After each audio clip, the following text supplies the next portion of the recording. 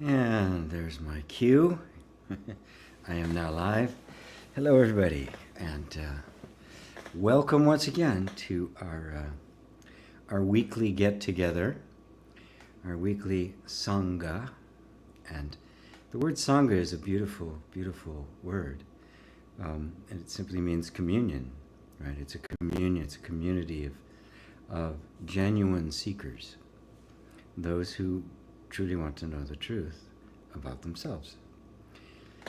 If that didn't include you, if that didn't describe you, you most definitely would not be here. You would not be spending your Sunday morning or afternoon or evening here. There's plenty of other places where you could spend your time. But it is a deep calling. You know, even if it hasn't taken the form of some kind of devoted practice or some special concessions that you're making, there's a tendency to simply become little by little, sometimes quickly, sometimes more slowly, absorbed in this profound inquiry as to what is the nature of reality? Who am I? What is the nature of all of these things that I experience? And paradoxically, there tends to be more of an effort to do that when things get bad, when our lives are confronted with really serious problems. And for the very first time in recorded history, maybe not history, right? But because we don't know much prior to like 13,000 years ago. But for the first time in that period of time, it's global, it's worldwide.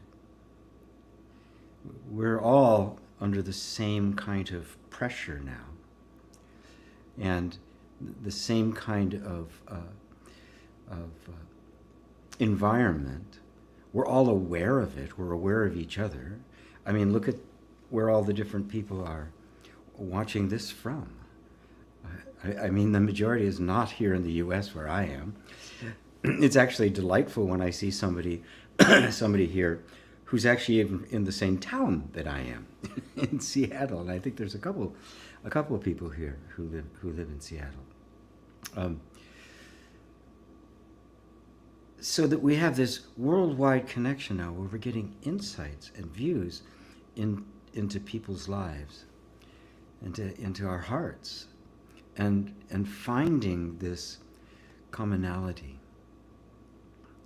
So while on one hand there's this enormous attempt to divide, to polarize, to set one against another, it's not what we want. Which is why we come to places like this. But this is all part of an evolution, really, of consciousness, an awakening of consciousness. So what do you do when you run out of moves? When the problems confronting us are bigger than we can actually solve, beyond us. Maybe not completely intellectually beyond us, certainly not beyond what our hearts are capable of investing themselves into. But there's this crisis of will. Where should we focus our attention? We want to reestablish the old patterns. No, we want to raise them and make completely new ones, without realizing what the underlying structure is that has created all of the events of the last 13,000 years, and is what is at the heart and soul of the complete collapse that we're witnessing before our eyes. And the structure of that is the structure of my own identity. Yes, your own identity, the same way your sense of identity was constructed. A family identity gets constructed, a community identity, a state, a country. Of course, it can also be religious constructions and economic constructions, and oftentimes, we want them to be the same, right? There are many arguing that want this country, and probably other countries too, but this country to become a quote-unquote Christian nation, according to what they define Christianity to be. In fact, the early Puritans, the early settlers came over here to create a Christian utopia, right? The problem with there's some savages in the way and stuff, so they had to be dispensed with. But but that was the thinking behind it, to try to create something, right, without actually looking at the underlying structure that was trying to do it. The underlying structure that is trying to do it, that takes form at every single level, from the individual all the way up to the nationalism, is the ego, the separate sense, the sense of a separate self, which is created not out of bliss and happiness, but out of trauma. Partially nature, partially trauma. The capacity to form identities is natural and not a problem. When they solidify into a sense of self, and I say, this is me, right? And of course that makes me different from you, but I must be better. At least my tribe is better, my country's better, on and it goes. You end up with this. And it is inevitable until we get to the root, until we find that the roots that are creating the present chaos we're in.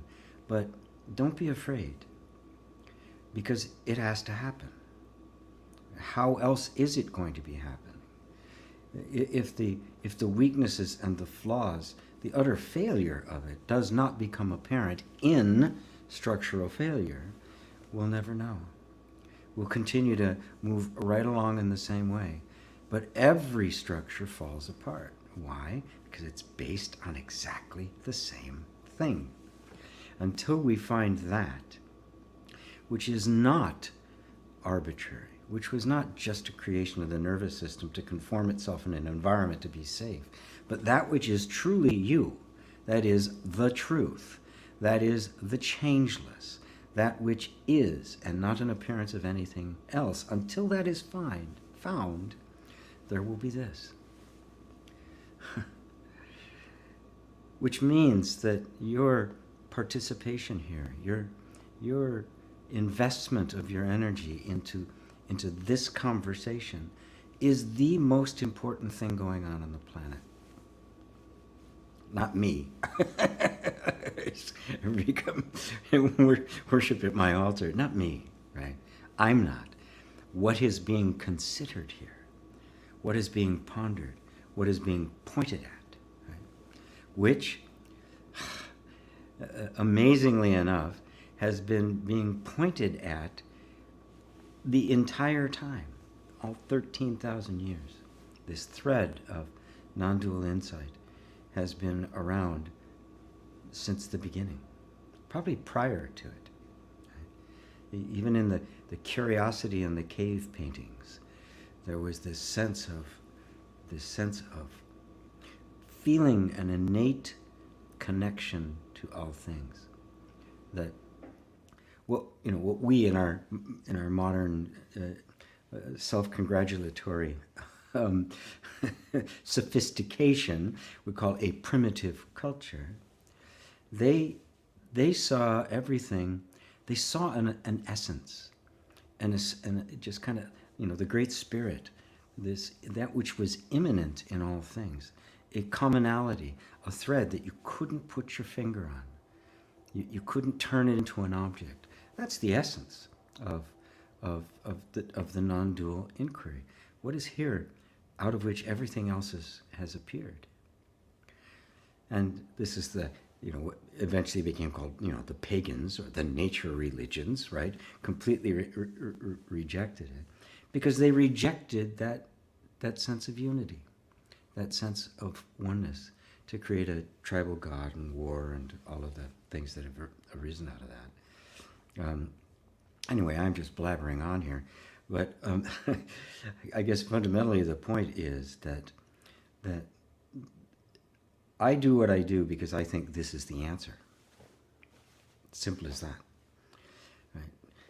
Yes, there's There's, be an activist, take a position about various kinds of things, whatever that might be.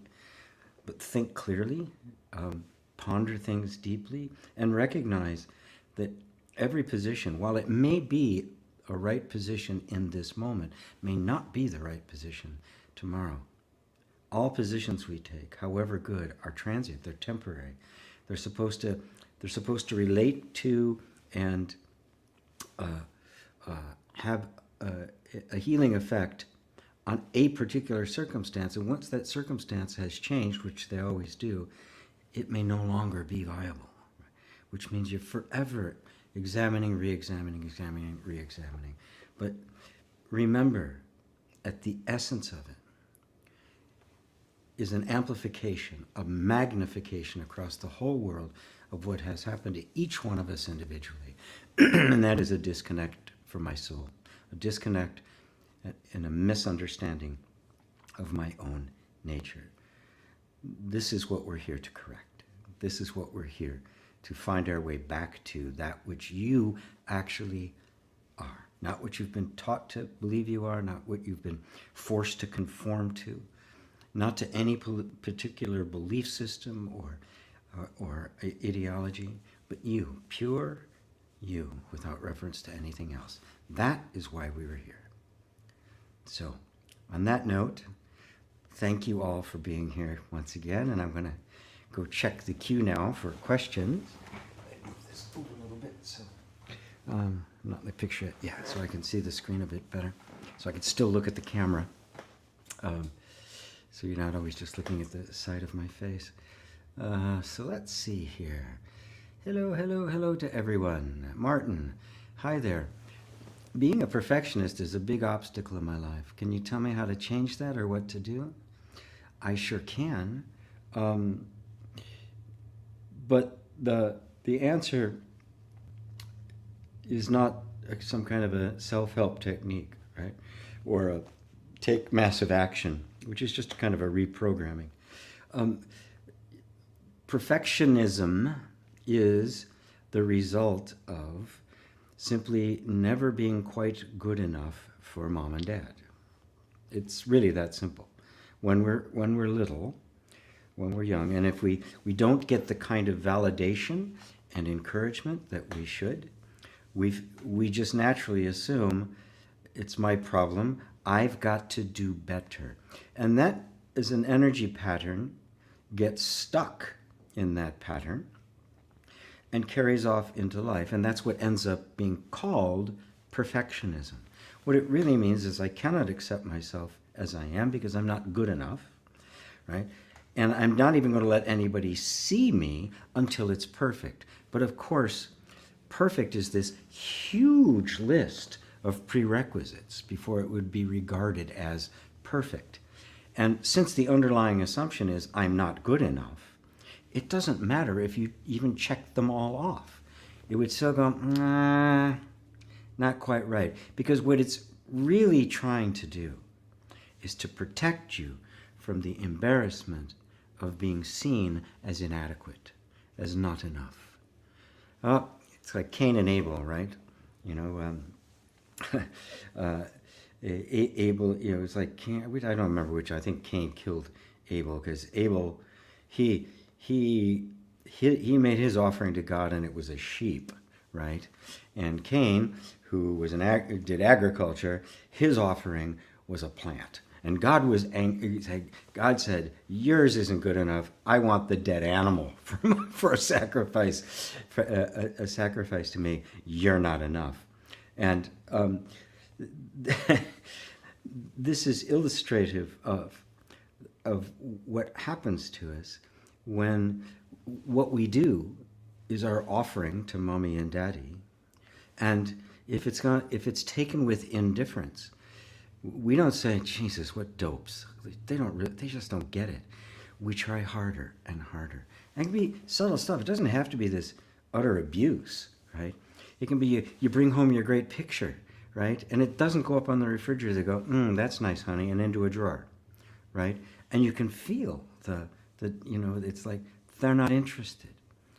And because the child is in a position that it cannot possibly deny, find any fault in the parent, which would mean, my God, my life's in jeopardy.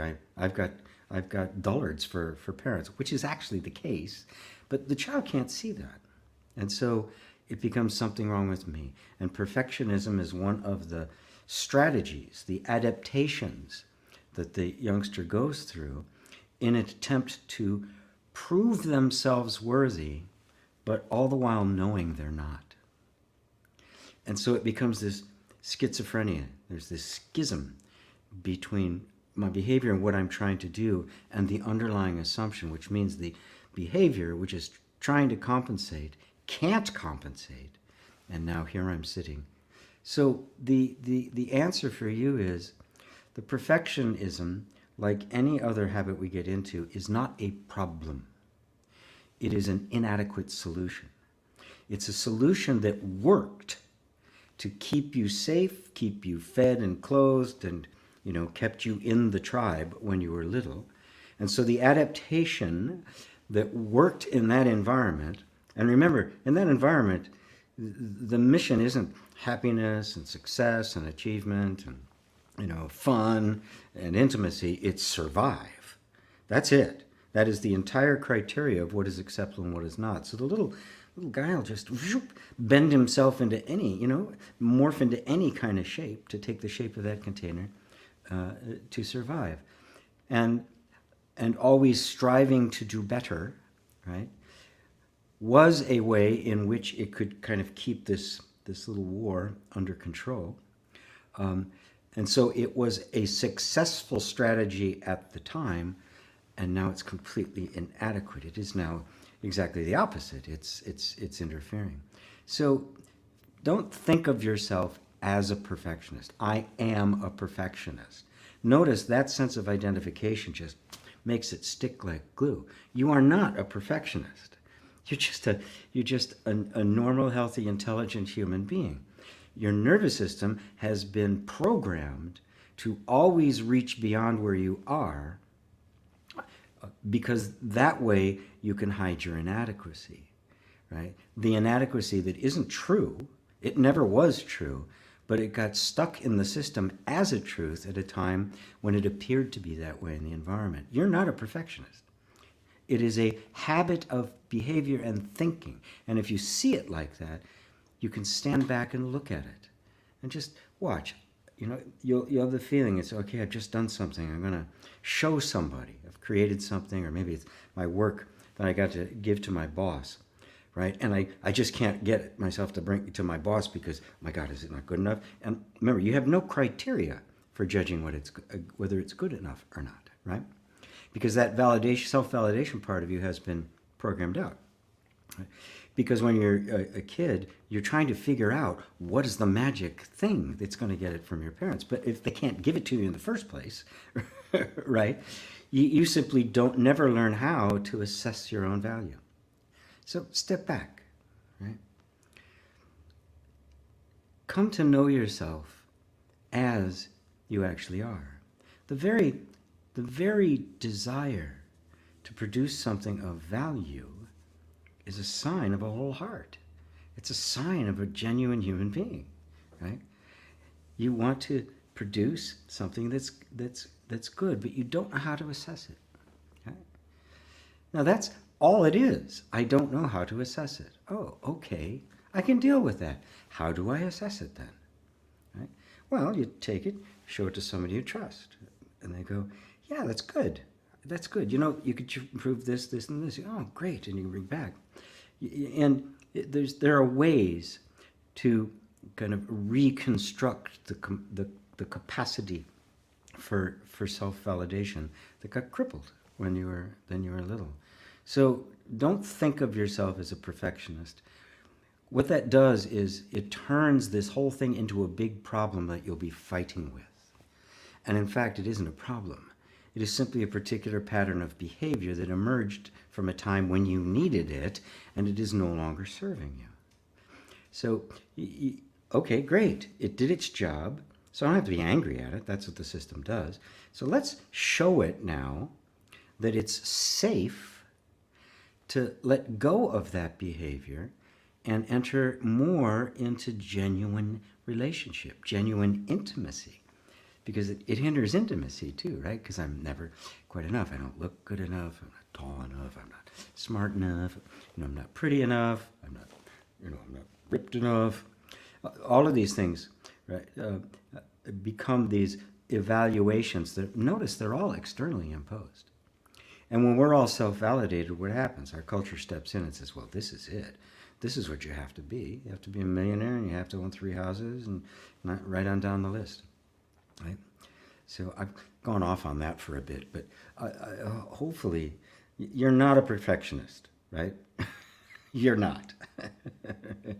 It is only a particular set of behaviors. So drop the label and instead become really curious about how you react to things. Become sensitive. Watch. Pay attention. Right? When that feeling that says, oh, it's got to be better comes up, take a step back. Go, oh, there it is. What's that really all about? What am I afraid of? What is this feeling protecting me from? And you'll start to get close to that environment, of the terrified child desperately needing its parents' attention and not getting it. And little by little, you will substitute your own conscious awareness for those parents and heal it. Thank you, Martin. Rosario, hey GP and everyone, thank you for the yesterday Awaken Awareness session. It was great. Thank you. Yeah, that really was fun. I'm glad you liked it. Yeah, Roberta says, hi everybody. Summer holidays in Spain. Great meditation yesterday, GP. Thank you very much. I'm glad you guys liked it. I didn't quite know what to expect. I mean, I met these guys and I knew them. Lisa actually introduced me to them. We had a nice talk and I had a great vibe about it. But none of us actually had any idea what was going to happen, right? All the three of us. Now, Stephen and Kevin do work together. They've got a little business going together. So they were familiar, but I wasn't. So I didn't know what was going to happen when they were done and that what I would do after that. So it was all very spontaneous and fun. So let's see. Lola, hello. Hello, Lola. Is it better to not have a television and try keeping away from the manipulation of the media? I don't want to tell anybody what to do. What I prefer is, that's kind of the harsh answer. Get rid of the TV. I mean, look, you can't help it, right? It's everywhere, right? It's absolutely everywhere, right? We're bombarded from all directions. A better thing is, what is it that's getting my attention? If I start looking at that, right? When something's on the TV is meaningless. Is meaningless unless something about it has got my attention. When I did get rid of the TV, it's like 1990. I finally got rid of it like 1996, I think it was. I'd moved to New York in 1994. The TV came with me. My kids had gone to college because they would watch TV. And for 2 years it sat there and I never turned it on. I thought, why do I even have it? I never watch it, right? There's nothing of interest on it. So I gave it away. Right? Now, it's not because I was trying to get away from the media. I just realized that there was absolutely nothing on it that was useful, that was inspiring. We're up to 500 channels now, and they're all banal, vacuous nonsense. It's like, okay, what use is it? Nothing caught my interest, therefore it had no value, right? So what's really important about looking at media is what gets your interest, and then why, right? You'll find that things that tend to confirm our worldview grab our interest, and those that don't will either not grab our interest or they'll grab our interest in the negative way. Oh, that's nonsense. God, that guy doesn't know what he's talking about, right? And we get that kind of polarity. So, it can be interest in both directions. Both now have interest, right? Of course, as far as media is concerned, it doesn't care which one, as long as you're looking at the screen, because it's selling eyeballs. That's what it does. It's not even interesting what's on. The only reason it puts on, what is on, is because people gravitate towards it. So if you recognize that all of everything that you see in the media is slanted, either purposely or with the best of intention. But we can't look at the world without seeing it from a particular perception, a perspective, right? The mission of the non-dual inquiry, of self-inquiry, is to get out of those positions, to recognize a position as a position, that it like anything else, it could be useful in this moment. And in any given instance, one position is going to be better than another, right? But what's the criteria by which we decide that? Everybody's got their particular ideology that decides that. Mine is simple. What's the most loving? What's the kindest? What's the most compassionate? That's my standard. That's the case. Well, that's the position I'll take. And so far, I've not found any flaws in that. I've not found anything deeper than that. Love. Love thy neighbor as thyself. I've really not found anything that better than that in terms of a criteria. So I've recognized that, I used to get really upset, the stupidity and the manipulation and just the out and out lies and hypocrisy, which is our world right now, and rampant in the media. And now I recognize that that's just all part of this same structure of the egoic mind. And it's, in its last gasps, as it tries to control absolutely everything. And so I have no interest in it, right? And also, over time, you'll cultivate just an intuitive sense of whether or not what you're listening to has any honest value, truth in it, or if it is completely propaganda, right? Because it's almost never completely one or the other, right? There's always some kind of gray in the middle. Now, there is propaganda. There is lots of stuff that's put out there that's purposely put there to mislead. So there is that. And there is some inklings of pure truth being put out there. Right? Our job is to be able to distinguish between the two. And the only way you can distinguish between the true and the false is to be so in the truth that it's crystal clear. It's the only way. When I know the truth of me, I know the truth of everything. That's real. You'll know how the entire thing works. And you can sit very patiently as people kind of sort through the nonsense, which is happening. We are sorting through it. So,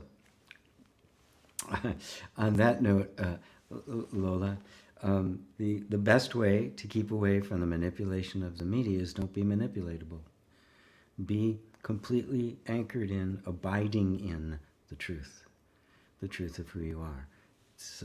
What else can rescue us from the faults, be it intentional or unintentional, but the truth? Finding the truth is the whole point of life. So, thank you for that. Oh, Eliza says hello. Annette, Rockstar, hi. I'm a little bit puzzled, to be honest. I hear that every day is equally valuable. There is no such thing as healing crystals, horoscopes, and the like. But on the other hand, we celebrate Guru, Purnima, Mahashivratri, and many more. Can you please bring light into the darkness? Well, that's what the word guru means.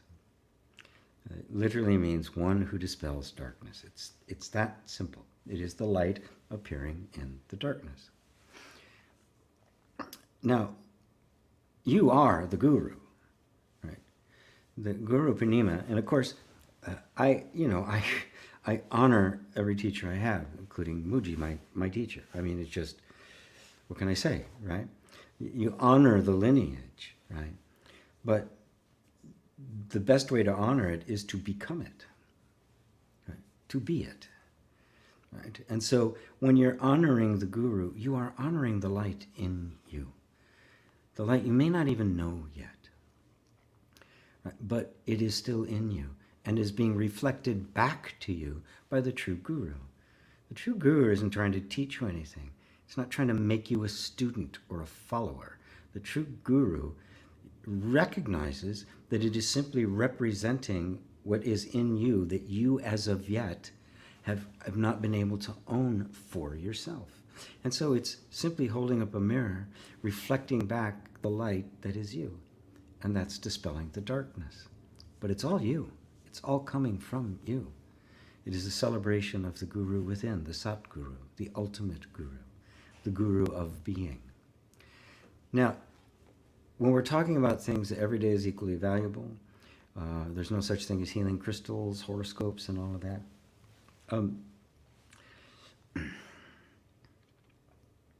You can notice that while every day is equally valuable, there's a tendency that everything becomes flat and empty, right?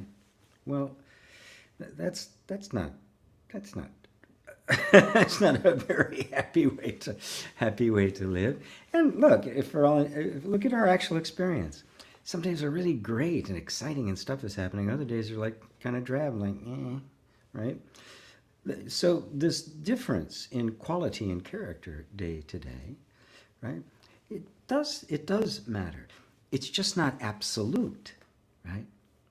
So when somebody makes a non-dual statement, oh, it's all equally valuable, usually it's coming from a place of the absolute and confusing the absolute and the relative, and then trying to this kind of intellectualized sense of absolute being and project it on everyday circumstances, right? It doesn't work. The everyday ups and downs are a manifestation of the absolute, which is the potential for anything. And to have anything happen, you must have it in contrast, right? So from an absolute point of view, they're all the same, right? But if you tell me they're all the same, I'll hit you with the stick, because they're not the same. This is the non-dual nature of it. They're the same and they're not the same, right? So yes, from this perspective, the absolute truth, it is all just this flow of consciousness. One thing is as good as another, right? But from the level of having experience, right, there's all sorts of different colors and shadings and interests, and all of which is in constant flux, including my interest in it, including what is valuable one day is not valuable the next day. So notice, I'm not eliminating any of it. In fact, I'm unifying all of it. They are two aspects of the same thing. Look, if I'm listening to, Beethoven's symphony taking me to heaven, or Jerry Garcia taking me to heaven, right? Or I'm listening to something really annoying, like Justin Bieber or some polka or something. They're both music, right? So in that sense, they're the same. But are they the same? Oh my God, no. They are, and they aren't, right?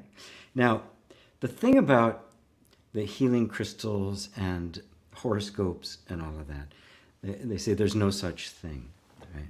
Well, there is, and there isn't. Again, let's go the non-dual with it. The healing power of a crystal or the predictive power of a horoscope isn't in the crystal, it's in you. But because we don't know that, we project that healing power onto some object. We have faith in it. We get the benefit from it.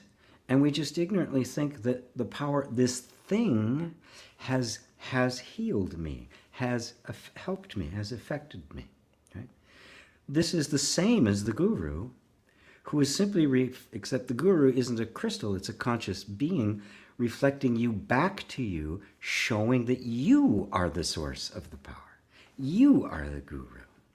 So it's not that they don't have healing power. It's just the healing power they have belongs to you. Like the moon. We look at the moon at night, we're just entranced. It's so gorgeous, it's so beautiful. We write poetry to it. We fall in love underneath it, right? Not one bit of that light is coming from the moon. It is reflecting something else. Yet we don't think, gee, look at that wonderful ball of reflected light. We don't even think about the sun. We only think about just this beautiful thing that's bathing in this most wonderful, strange light. Right? So that's the healing crystal. Right? The crystal is there, but the light, the energy it is emanating is you. It's all coming from you. And so that's the guru. That is the exact same thing as a guru. They seem to be powerful. They seem to have the city powers. But they don't. It's all you being reflected back. So enjoy Guru Purnima. Celebrate it, right? Whatever master or teacher has touched your heart and revealed you to you, celebrate them. But there'd be nothing to celebrate a guru if they weren't showing you that which was most valuable. So the real value of the guru is you. Showing you, you discovering you. The real celebration is you. Does that help in that? Beautiful, beautiful. I was reminded, please like and share. Please like and share. And if you haven't subscribed, please subscribe. That'd be great. Rebecca, hello GP and the rest from me and my mom in Kentucky. Oh, so good to have you here. Roberto, I'm afraid of myself, GP. I started having no questions. Whoa, my dear friends. Oh, brother. Yay. Isn't it amazing? Isn't it amazing? You have grown so much since I've known you. It's an honor, actually. It's such a pleasure and such an honor to be able to watch somebody grow. It's so much fun. Suzanne. Hi, G. I'm just reading a question about television. I was asking myself if the information you get from television goes directly and deeper into unconscious if you are sleeping in front of it, watching a movie, the news, or advertising. Thank you. There seems to be some evidence that it does, that it's kind of slipping in, and there's plenty of subliminal programs and self-hypnosis programs and even meditative programs that want the message to get in while you're sleeping.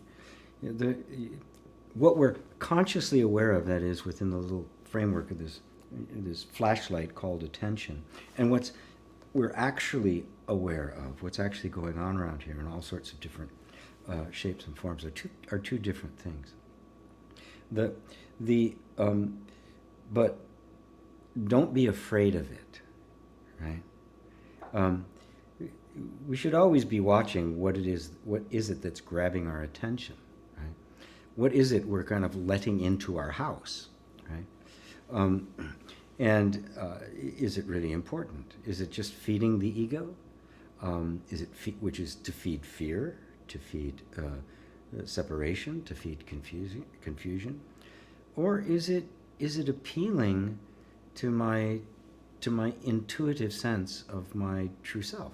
You might say my higher self, right? These advertisements and the like, they're made to penetrate and get into the unconscious. That's why they use the images they do and the like. They're trying to, right? They don't want to just say, look, this is a really good product, try it out, and if you like it, it'll benefit you, come back again. No, they're going to convince you that you need it. That's the arrogance of modern marketing and advertising. But most importantly, don't be afraid of it. Right? Remember, at the heart of it all, even though things are happening on a very subtle level, no matter how subtle it is, you're more subtle. You may not be aware of it for a minute, but you will become aware of it. You can become aware of it. There's no limit to what you can become aware of, because you are the most subtle thing there is. Because you are the origin, the essence, the source of it all. So you are even more subtle than space, because space is perceived by you. And space is the most subtle thing in our 3D world. Right? And you're more subtle. So whatever it is, it can't actually get by you. And when you know what the truth is, it simply can't get by. It can't sneak in through the side. Only as we're still somewhat identified with the form and the person we were in even in very small ways, that's how it gets in. It's got to hook onto how you think of yourself. It has to be hooked onto the image you're holding of yourself. Because it can't hook onto you. Nothing can hook onto space, right? I can hang my coat up and, right? Nothing can actually hold onto you. It can only glom onto and influence who you think you are. Which is why I'm always bringing us back to look not at all the influences, but why are they influential? And to what? Well, they're influential to the image I hold of myself. If I don't have that image, what can it stick to? I've removed all the Velcro. I've removed all the sticky parts. There's just no place for it to go. Right on through. That's why self-inquiry, deconstructing that sense of self and discovering yourself as pure consciousness is the answer to all problems. All of them. It's the answer to that place of total self-integrity, total immortality. It is untouchable. It is indivisible, irreducible, and that is the truth of you. Right? So it's always notice there's a sense that of a self that is being influenced. That self being influenced isn't you, it's a thought. It's a concept. Drop it. You're not anything that can be influenced. You're not anything that anything can stick to. Really hold to that, and all of that will fall. It'll all fall away. You will not be influenceable. Beautiful. Thank you, Suzanne. Ursula, Madeira Island. Hello, dear. Dave and Elaine in Southeast England. Well, you didn't say it this time, but I know. Karen, hello everyone. Glad to be here. What exactly is deep sleep, and what happens with consciousness when you're in it? Nothing happens to consciousness. Deep sleep is simply that state that we all get to every night, which seems to alternate between REM sleep, right? Rapid eye movement, which is dreaming, where now the mind has created another world, right? And then we go into this state where it is completely free of content. Deep sleep means there is no mental activity at all. It is completely empty. Being empty, that means it's completely empty of everything. There's no world. There's no you. There's no sense of identity. There's no space. There's no time, because there are no objects. You are experiencing. In that moment, what you are experiencing, although you don't realize it, is pure consciousness. It's not that you're not there, right? You are there. Matter of fact, you'll wake up later and go, wow, what a great sleep. And in fact, we spend a lot of money on mattresses. I mean, you cannot turn on the internet without being bombarded with 3 or 4 advertisements for mattresses. We love that sleep. Why? Because it is completely free of mind. And the world, problems, difficulties, identity are all mind. They're all thoughts. And so in that state of dreamless sleep, we have a taste of what the ultimate reality is like. But the ultimate reality is not, there is no mind happening. It's the awareness of the absolute emptiness in which mind is happening. And so the experience is coming and going, but I remain this identityless emptiness, right, that isn't blank, right? It gives rise to absolutely everything, right? Doesn't that same consciousness is now going to experience dreams, and then it's going to experience the waking state, which is just a dream with continuity. That's all this is. It's a dream that picks up where it left off yesterday. If you went to sleep at night and started to dream, and the dream that you had that started this night was a continuation of the dream you had yesterday, and in that dream you believed yourself to be asleep while you were awake, you would not be able to tell the difference. You'd have no idea. The difference is that it has different set of rules, different physics. You know, things can come and go at will. We take it for granted. We don't think anything of it when we're in the middle of a dream. When that car turns into a flower, we don't think anything of it. You know, when I'm flying 1 minute and falling the next, don't think anything of it. Okay? Of course I can fly. But it's constantly changing, right? Whereas the waking dream is simply consistent. Picks up where it left off. So we believe it to be real. And it's not. So the deep sleep is a picture, a sense of what you actually are without any content. And we absolutely must have that every night, because that's how we rest. If we don't have that, we are not resting, because the mind is going. But when the mind is just shut down, there are no objects, there are no people, there is no me, there is nothing. There's nothing happening, there's nothing to mark time. I rest.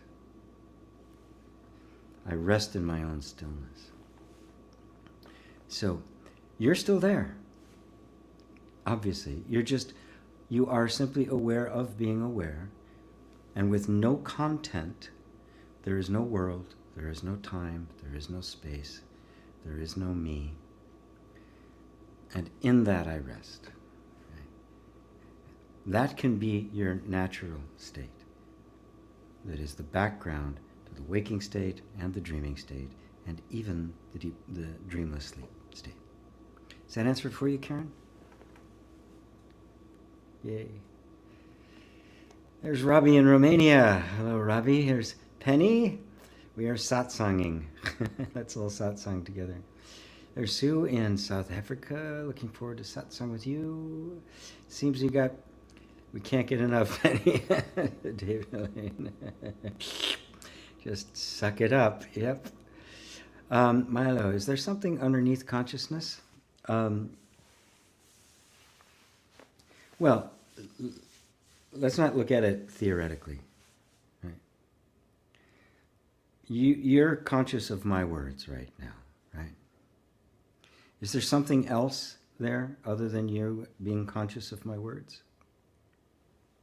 That consciousness, right?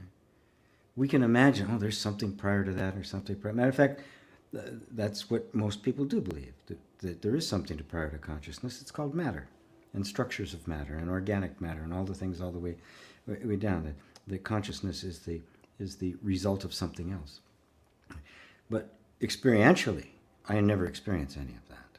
I only experience consciousness.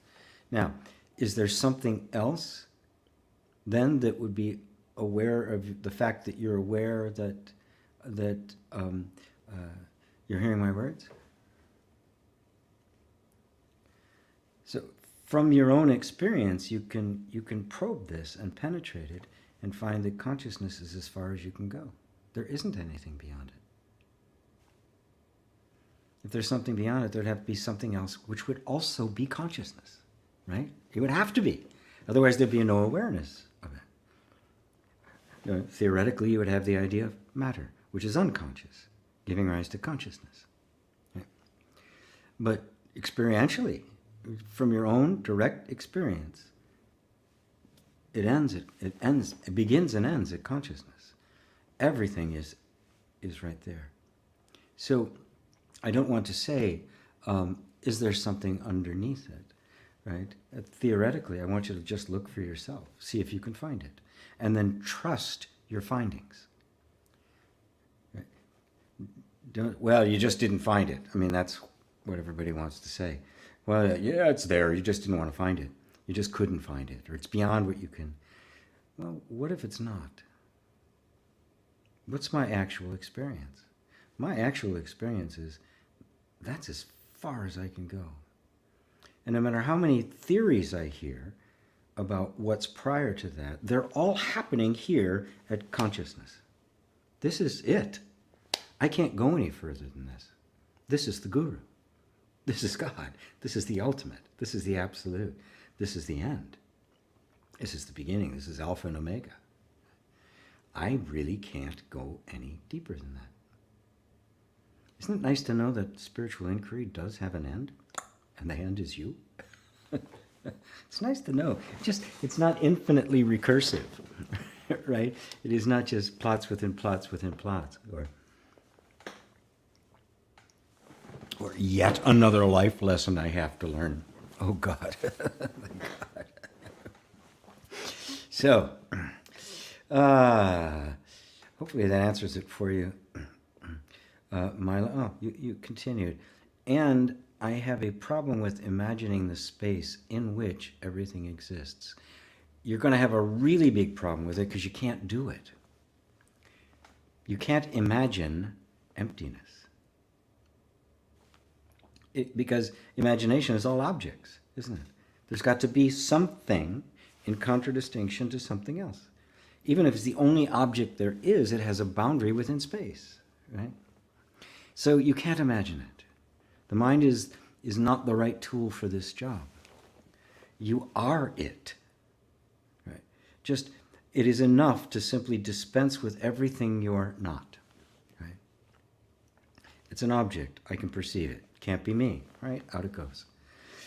Can the perceiver itself be perceived? The answer is no, it can't, right? Now, really probe that for yourself, right? Can I perceive myself? And you'll discover you can't, because you cannot step outside of yourself and perceive yourself. That's a subject-object relationship. You're not two, you're one. So you cannot know yourself. You cannot imagine yourself. You can't even imagine the space, right? You can't imagine space. Nobody can imagine space. Right? Einstein went so far as to say, without objects in it, space does not exist. Theoretically, it doesn't exist. It is not a thing in and of itself. It is the spatial relationship between two objects. Time is the spatial relationship between two events. So time, space, objects, events are all one. They all arose together, and therefore it is inconceivable of conceiving any of them independent of the others. You can't take an object out of space, and you can't take space away from the object. They're one. So you can't imagine it. It's not possible. You can't imagine you. You cannot imagine yourself. You can form no concept that will be you. You can't imagine the infinite. You can only be it. It's simply what you are. And the struggle, the wrestling match, is the mind insisting and grabbing some object and saying, I am that. This. Right? You are that by which you know you are. Nothing else. Ponder it. Really, take it deep into your heart. Ponder it. Puzzle over it. Okay? I can't know myself through any of the normal means of human knowledge, which is all subject-object, comparing and contrasting. I can't know myself that way directly. Right? What other people tell me about me is just going to be their perception of me. I have to know me directly. And I can't step outside myself and look at me. Therefore, objective knowledge is of no value. It's it's outside the realm of the investigation and into myself. How do I know that I am? I just know. That knowingness. Keep poking there. Hello, Merck. Hi, GP and everyone. Hot Sweden. Great stuff yesterday. Thank you. Glad you liked it. Glad you all liked it. Ava, namaste, G and everybody. Much love from Poland. Thank you, G and Lisa, for yesterday's retreat. It was great. I love Kevin's Qigong exercises. Very helpful indeed. Yeah, they really were. Whole retreat was amazing. Much love from Poland. Yeah, you're very welcome. It was. I'll be putting the replay up. As soon as I get around to editing it. Hendrik, Lake Constance. Hello, Hendrik. So good to see you. Jay, Hari Om Ji, and everyone. I had a question come to me later about the Qigong practice. I remember my wife telling me one time that she experienced heat and cold sensations in her left leg, but the reason for that was because she had back injury when the disc was impinging on a nerve. Remember Lisa mentioning about feeling both sensations separately on each hand. Is Qigong able to pinpoint these nerve points? It's a healing practice that arose from martial arts. Sorry for my ignorance. I can't speak to that as an absolute authority because I'm not a teacher of Qigong, and I've just done a little bit of it, right? I mean, I've seen it do some amazing things, and there are plenty of people who swear by it. But the whole point of all of these practices is to bring ourselves into alignment, into harmony with the way things actually are. Now, the non-dual inquiry is the ultimate of that. You are basically you're bringing all of this into harmony with the truth of your being. In that process, you're restoring the natural flow of life. You're coming into harmony with the Tao, with the way things are. And remember, all of the traumas and experiences we had was the nervous system simply conditioning itself, conforming itself to the environment in which it had to do that, even though it wasn't natural, right? And this is the point. The human being is not in a natural environment. We've created a very unnatural environment. And so it is very weird. Our nervous system has to do really weird stuff to be able to survive in this environment, and it has its effect on us. It takes things off. It throws things out of whack. Various yogic practices, Ayurvedic, in Chinese medicine, Qigong, Tai Chi, the martial arts as well. All of those serve that function of re-establishing the natural flow of energy. Right? Now, non-duality goes even further than that. But at this point, it's just, it's acupuncture, right? I use EFT, right? Which is just a very simple way of acupuncture. What's it doing? It's redirecting the flow of energy, right? It's dismissed by pure science because, or by pure medicine, the medical community, simply because it's the medical ideology. And it's not just me who says that, it's other, real doctors with MD after their name. They're saying it's ideological. It is a result of the way of thinking that it has emerged and taken control over modern intellectual thought of everything is a reduction. So there's not a whole person, a holistic approach to the individual in medicine. It's all the various kinds of systems. Now, this specialization has made some miraculous breakthroughs and the like, but in the process, it's missed the whole, right? Can't see the forest for the trees. There's such a focus. So everything becomes, fix this system. It's going to influence this. Well, do this, and it becomes this shell game that is destined to fail because it does not take into account everything, right? And if you're familiar with the work of Gabor Mate, who sounds like he took inner reconciliation, it's all the result of these original traumas, but the effect of trauma on health, which has been clearly demonstrated and published in prestigious journals, is completely ignored by the modern ideology of medicine. To this day, you don't get a lecture on trauma in medical school, let alone a course, right? It's just not in their purview, right? Everything is a system. It's, Descartes, with his Cartesian model, completely de-animated the universe. For the nature religions and the like, the world was this living thing. The universe was this living thing. They saw this spirit everywhere. Descartes, it wasn't anymore. The only animated things were human beings. The human mind, not even the body. So there was God, and then there was the mind. Everything else was a machine. Empty, mindless, nothing else. That lasted for about 200 years or so. I can't remember exactly when. I think it's 200 or 300 years. Beginning of the 20th century, they threw God out of the equation too. Everything is a mechanism.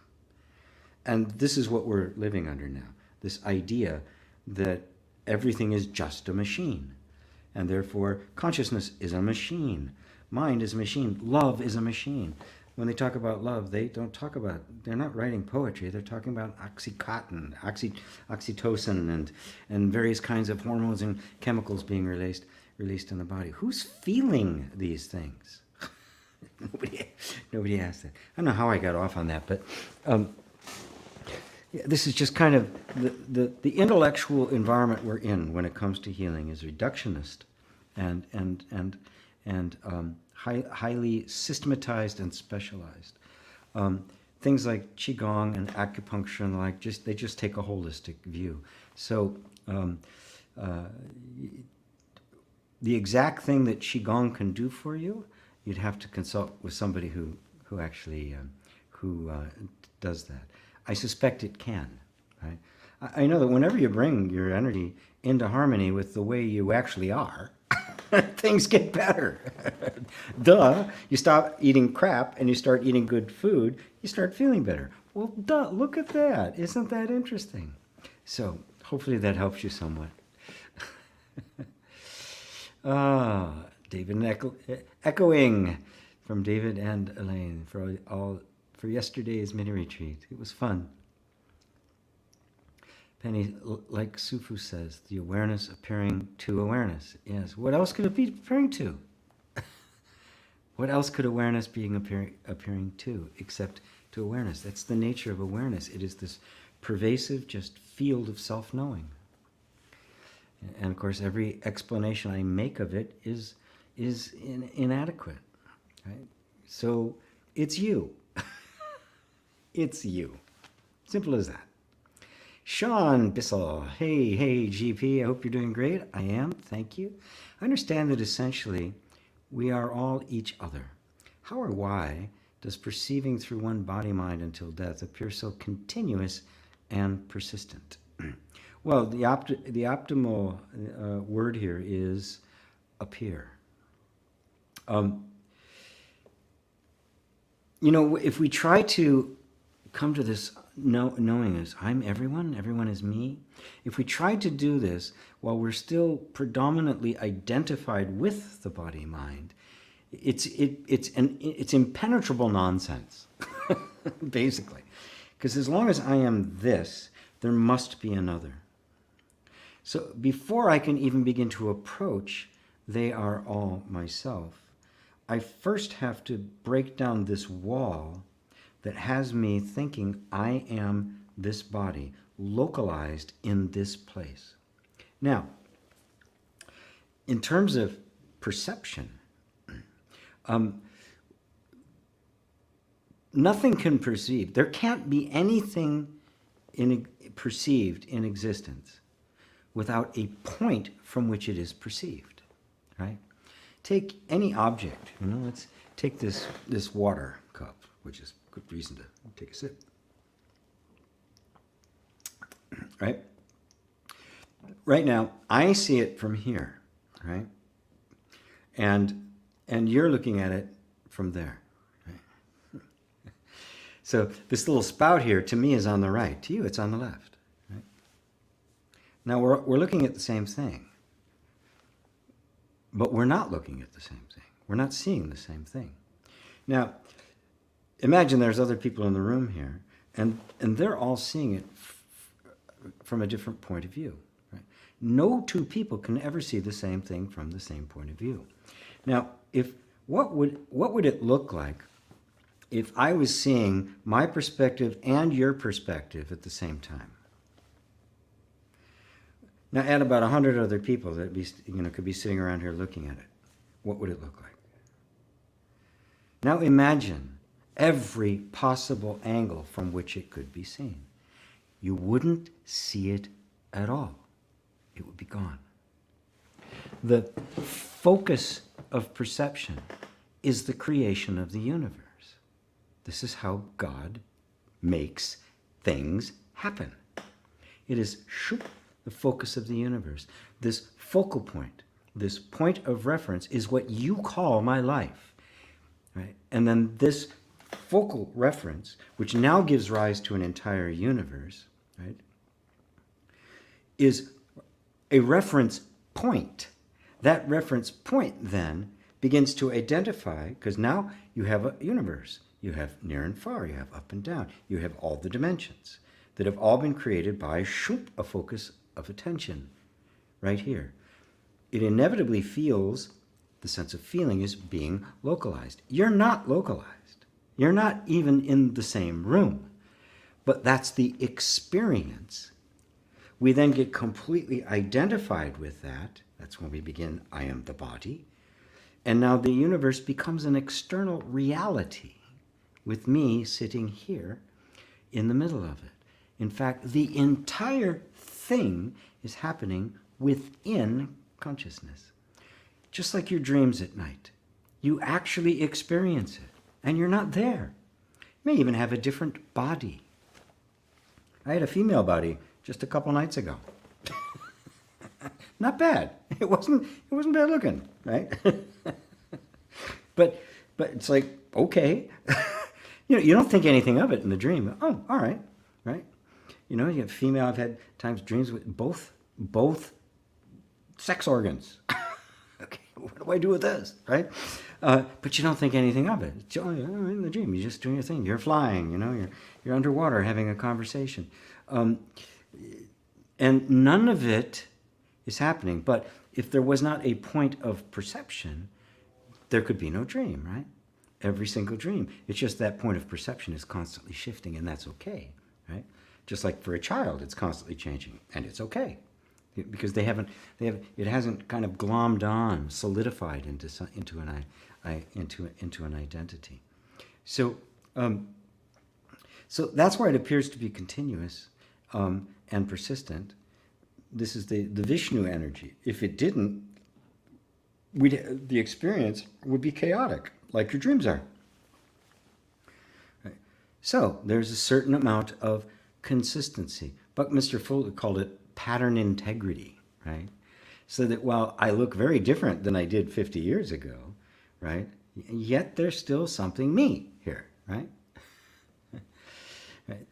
That something is that which is having this point of perception, this focal point of reference, right? And that reference is creating a universe, and of course that universe is constantly changing, because if it doesn't change, it's not detectable. So it has to happen, not just merely creating space, but time.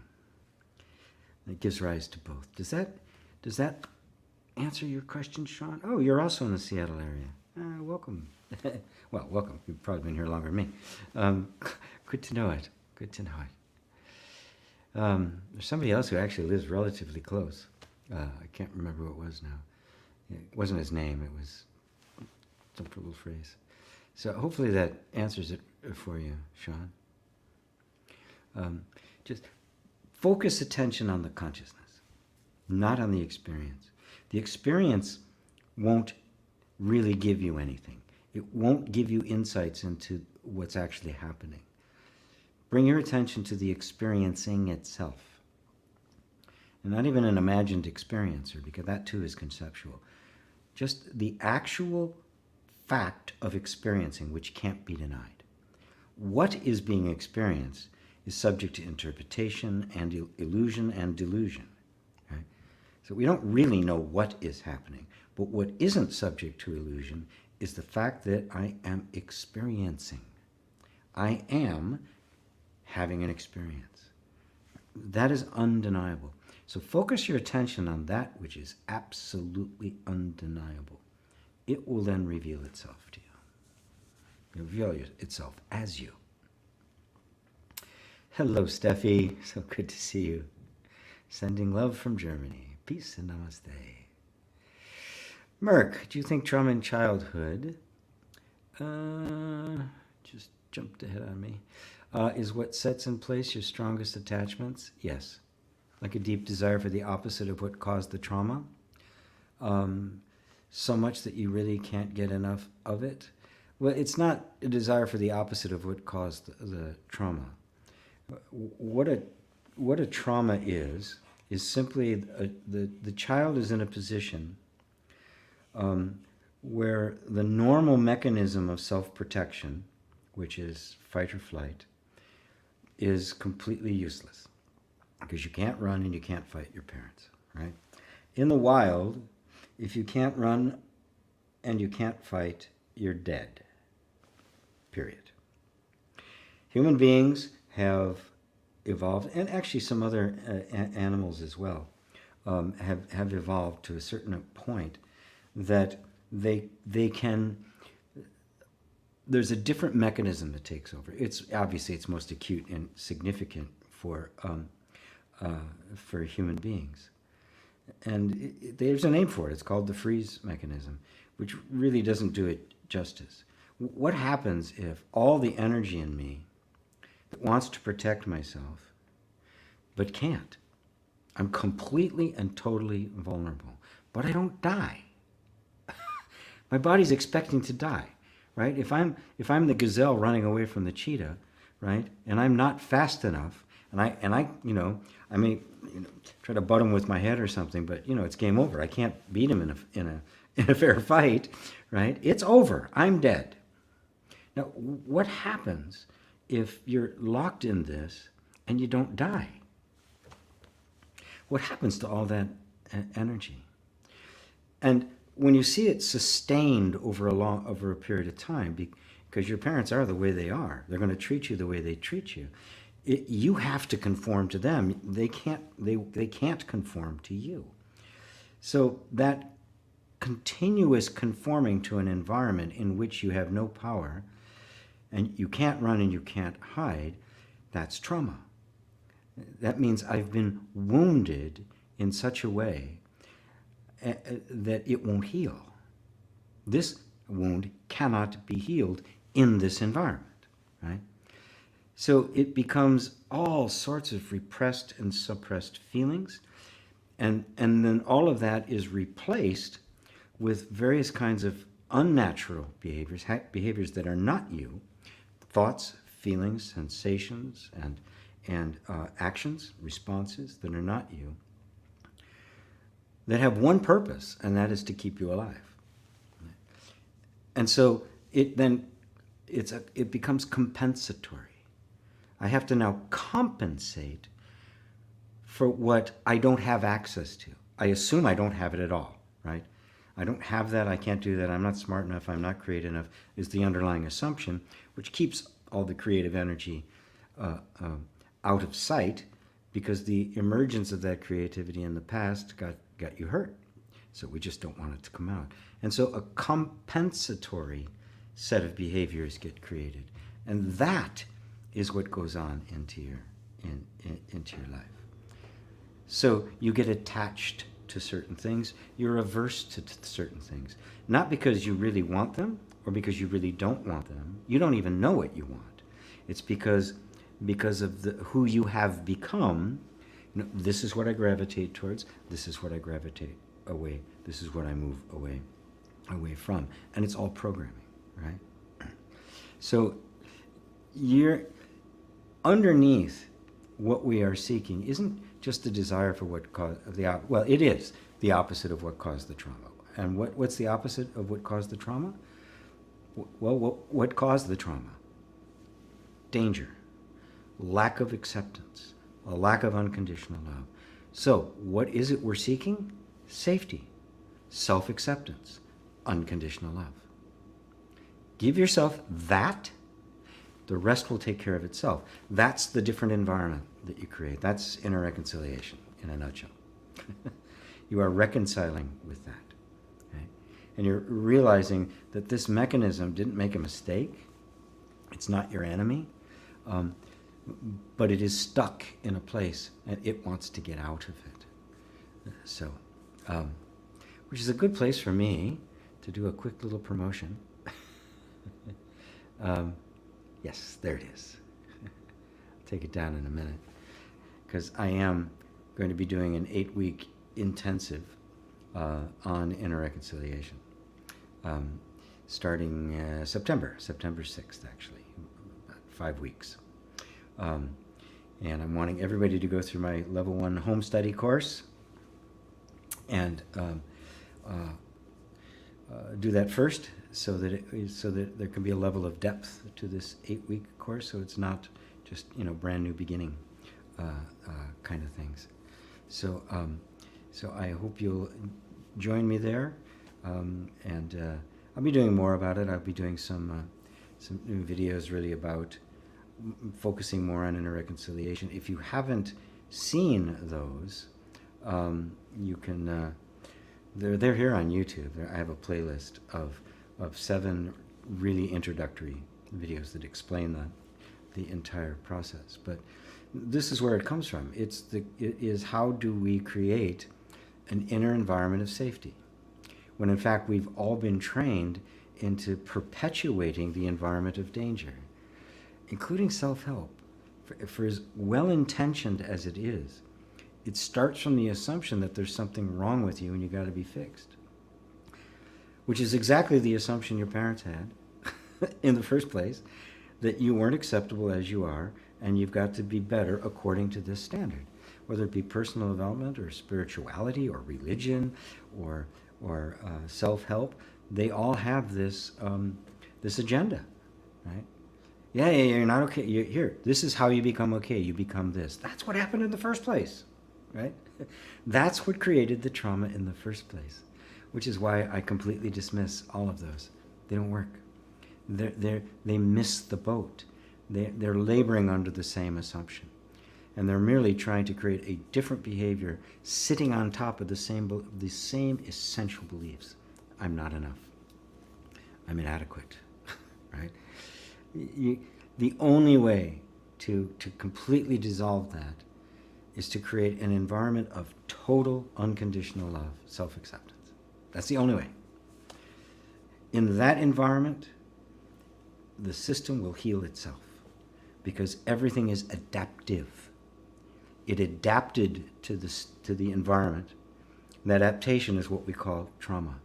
Shift the environment. By its very nature of adaptability, it's what it does. It will adapt itself to that environment, and it will shed all of the self-destructive behaviors. It will discharge the trauma, and you'll be happy. Naturally happy. And that's what it's about. So, join me there, and we'll go into it more deeply. Oh, no. Let me take that off the screen. I find him annoying. So let's see. Mark C. Hello, Mark. Love from Naples, Florida. Staying in Vermont this summer. Oh, I'm summering in Vermont. I love it. Fantastic, fantastic.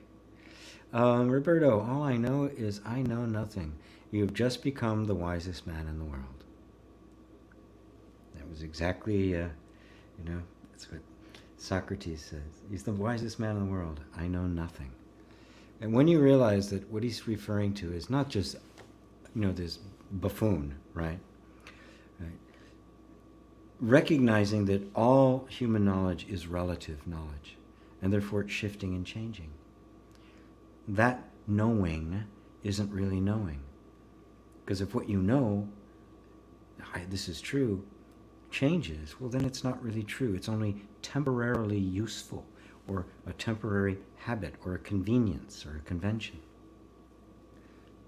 So he's pointing at this knowledge that is beyond our transient knowledge. And that's what you're experiencing. This place that you just are. You know you are. Nobody told you. You didn't make it up. You don't have to remember. Right? You don't have to start it up in the morning. You know, I am. That simple fact. The mind completely ignores it, right? Like all of our education and cultures ignore it. And this is the point the sage keep bringing you back to. Look there. Look there. It's the only thing you really know. There's the anchor. That's the rock. Build there. Beautiful. Red rose for you. Hi, GP. How do I learn to trust? I know my ego has a limited view, and whatever happens is what's best for my highest good. Makes sense to trust and accept, but sounds easier said than done. That's because it is easier said than done, right? You know, we've come to learn not to trust, right? We learn not to trust our parents, our teachers, our students. And look, we're learning we can't trust anything. Our leaders, our politicians, our educators. We can't trust businesses. We don't trust anything, right? And it creates a really horrible situation for us. Because how then do I know what I can rely on and what I can't? Well, you start with what you actually know for sure. I am. That I know. Okay, good. There's a start. Is this trustworthy? I don't know. I really don't know. I'm afraid of what might happen if I trust something that isn't trustworthy. So what would happen if you're in that circumstance, especially if you're young?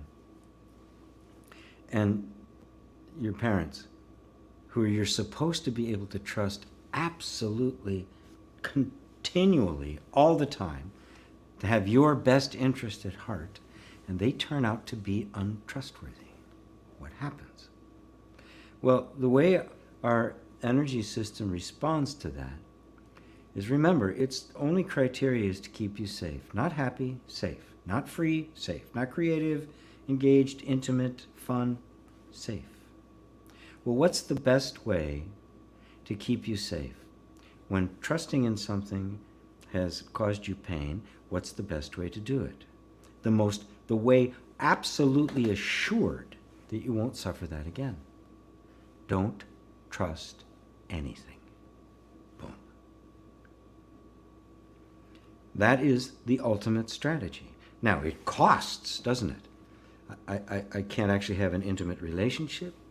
I can't tell whether something's trustworthy or not. All interdependency, you know, the interrelationships that we all have to survive, rejected. Right? But this is how it works, right? You know, something happens to me when I'm young. I'm in school and I'm giving a talk, and I do something stupid, and I make a mistake, and the kids all laugh at me. What's the best way to keep that from happening again? Never speak in public. Perfect strategy. Of course, it's incredibly limiting, right? But this is the way our nervous system works until we understand it and create an environment in which it can trust. Well, what's the environment that you can? You know, I don't know if somebody's trustworthy or not. Right? You really don't know. You make your best guess, but you don't know. What about you? Are you trustworthy? Those of you who heard my listened to some of my videos talking about that experience that was really the birth of inner reconciliation, when I found my own nervous system didn't trust me. And it had really good reason not to. I just made so many mistakes. I'd done so many stupid things. I put myself in jeopardy so many times. It simply did not trust me.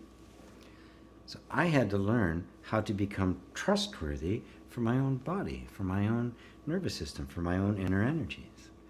How I had to learn how to stop fighting them and trusting them, that they really knew what they were doing.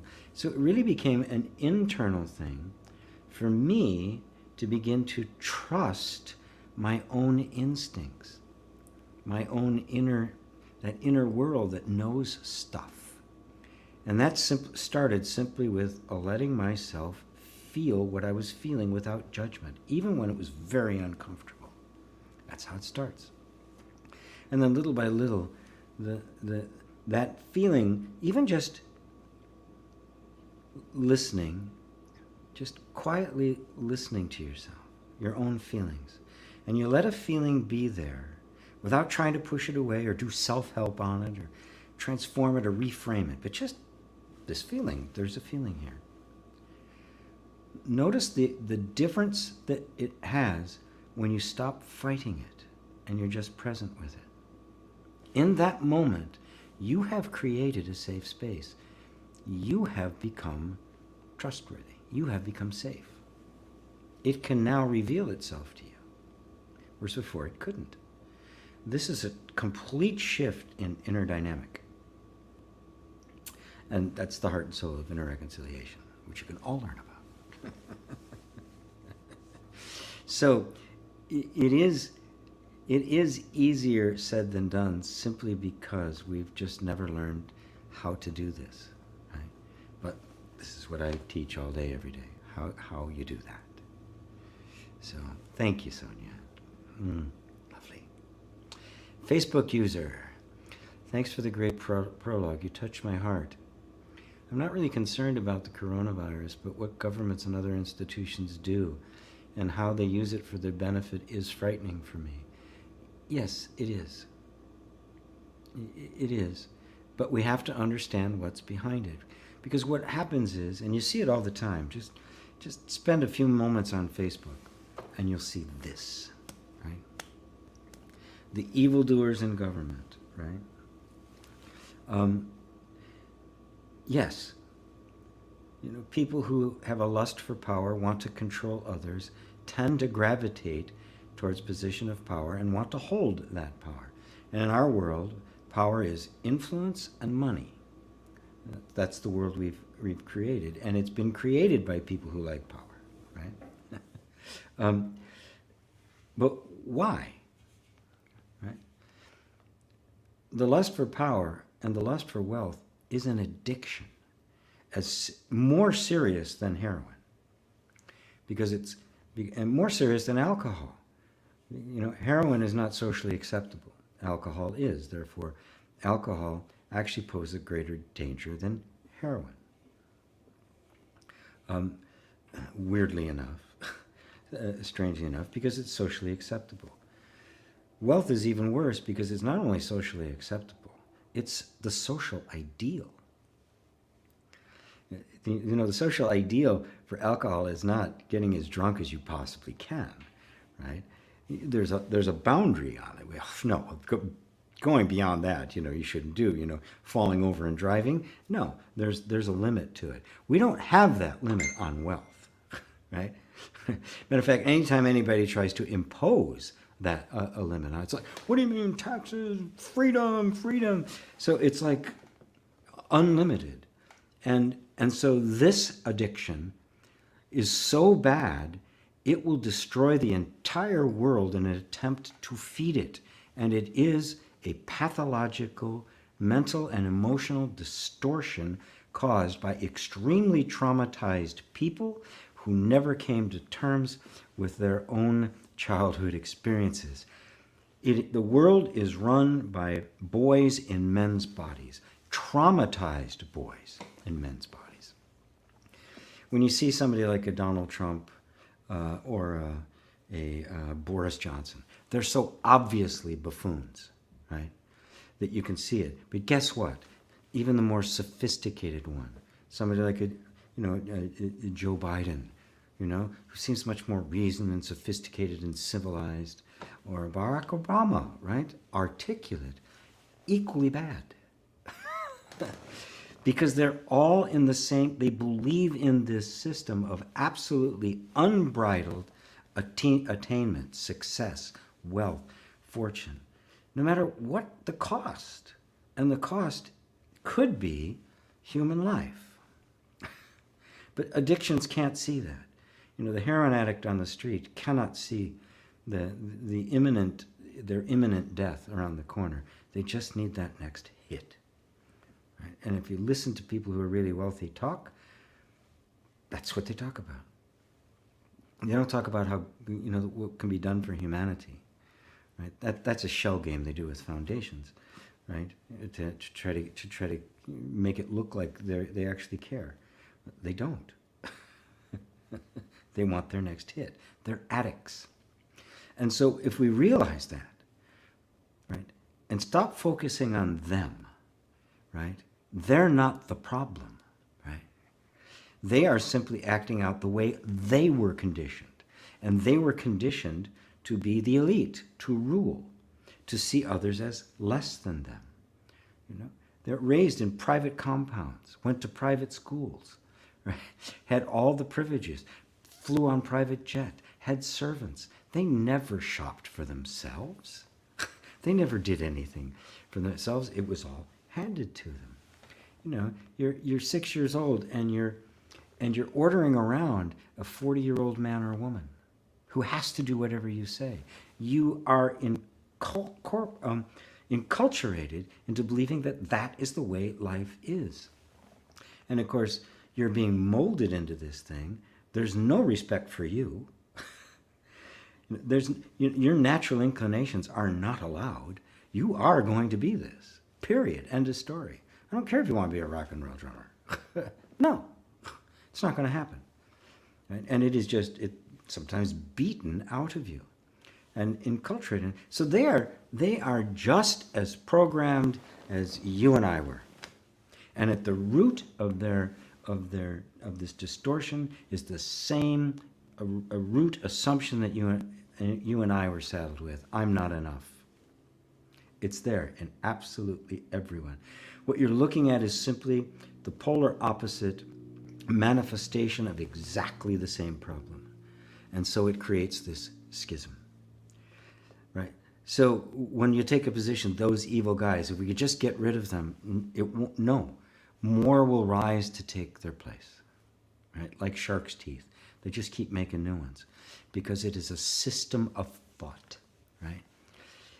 There's not this, room, this secret room somewhere, filled with the Illuminati, making all these decisions about that. They don't have to meet anywhere. Well, they do. They meet in Davos. They meet in Sun Valley, right? But it's not secret. It's out, and we know who they are, right? They all think alike. Therefore, they don't have to conspire, right? They're all marching to the same beat. They're all playing out of the same playbook. And then we feed into it by creating this schism. We think, all right, we're just going to bust this pedophile ring out of the pizza place in Washington, D.C., and it's all going to be done. Or I'm going to blow up the cell tower, right? Level 5, wherever it's called, 5G cell tower. That'll be the end of it. It's a systemic thing. We have to root it out of ourselves. I mean, Christ hit the nail on the head. Before you can take the sliver out of your brother's eye, you got to take the log out of your own. You've got to see through the essential delusion in yourself. When you do, you represent the truth. And that is the only thing that is going to change, it's going to shift it. Right? To see the consequences of my own actions reveals it. Right?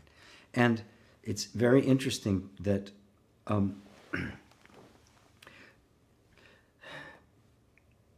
just completely lost my train of thought. Something caught my attention over here. Anyway, I'm gonna leave it at that because it just went blank. I'm not going to sit here staring in space, trying to get it back. So just be the truth.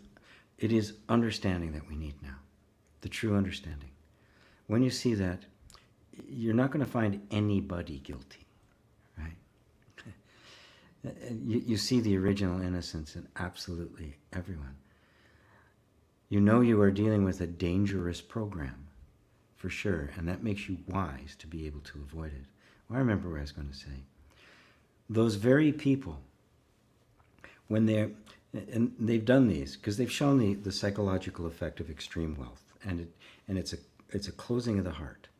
There's the empathy becomes less and less until they simply cannot feel somebody else's feelings. That's the essential disconnect that allows for the wholesale destruction of the planet, wars for no reason except more money and power. But you can take those very same people, and they've done it, and they've exposed them to real tragedy, to real problems, to real illness, to real lack and despair, and the empathy comes back.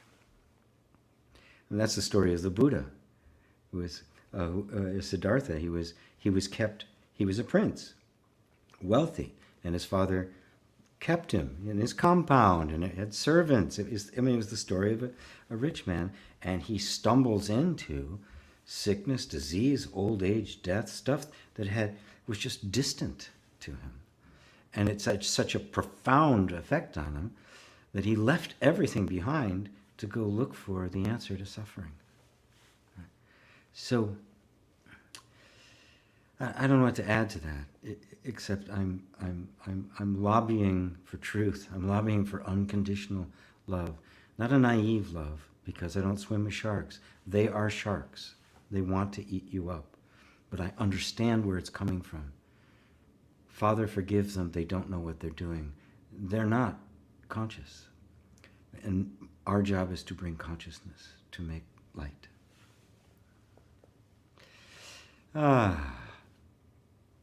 So hopefully that answers it for you. Yeah, it's a tough one these days. Right? It's so easy to get caught up in the schism and the arguments and find the bad guys. Boy. Let's see. Let's see. How do we make donations on YouTube? Once someone sent you money, I don't see the option. Yes. I had that was turned on for a while, but I think I've told this story. People have donated money. I've got several $100s sitting in our Google. I can't get it from them.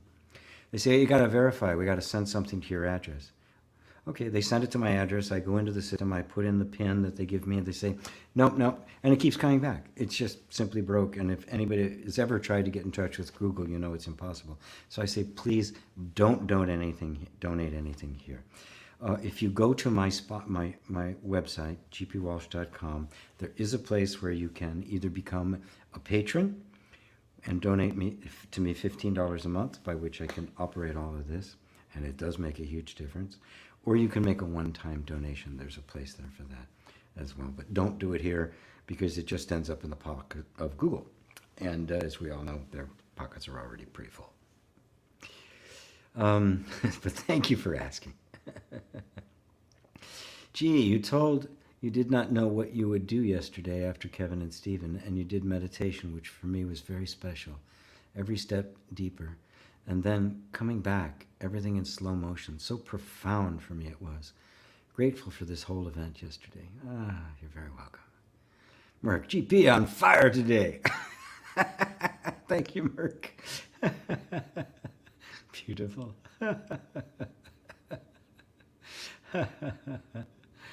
Wonderful. Charles Ed. I don't think I've seen your name before. Charles, good to see you.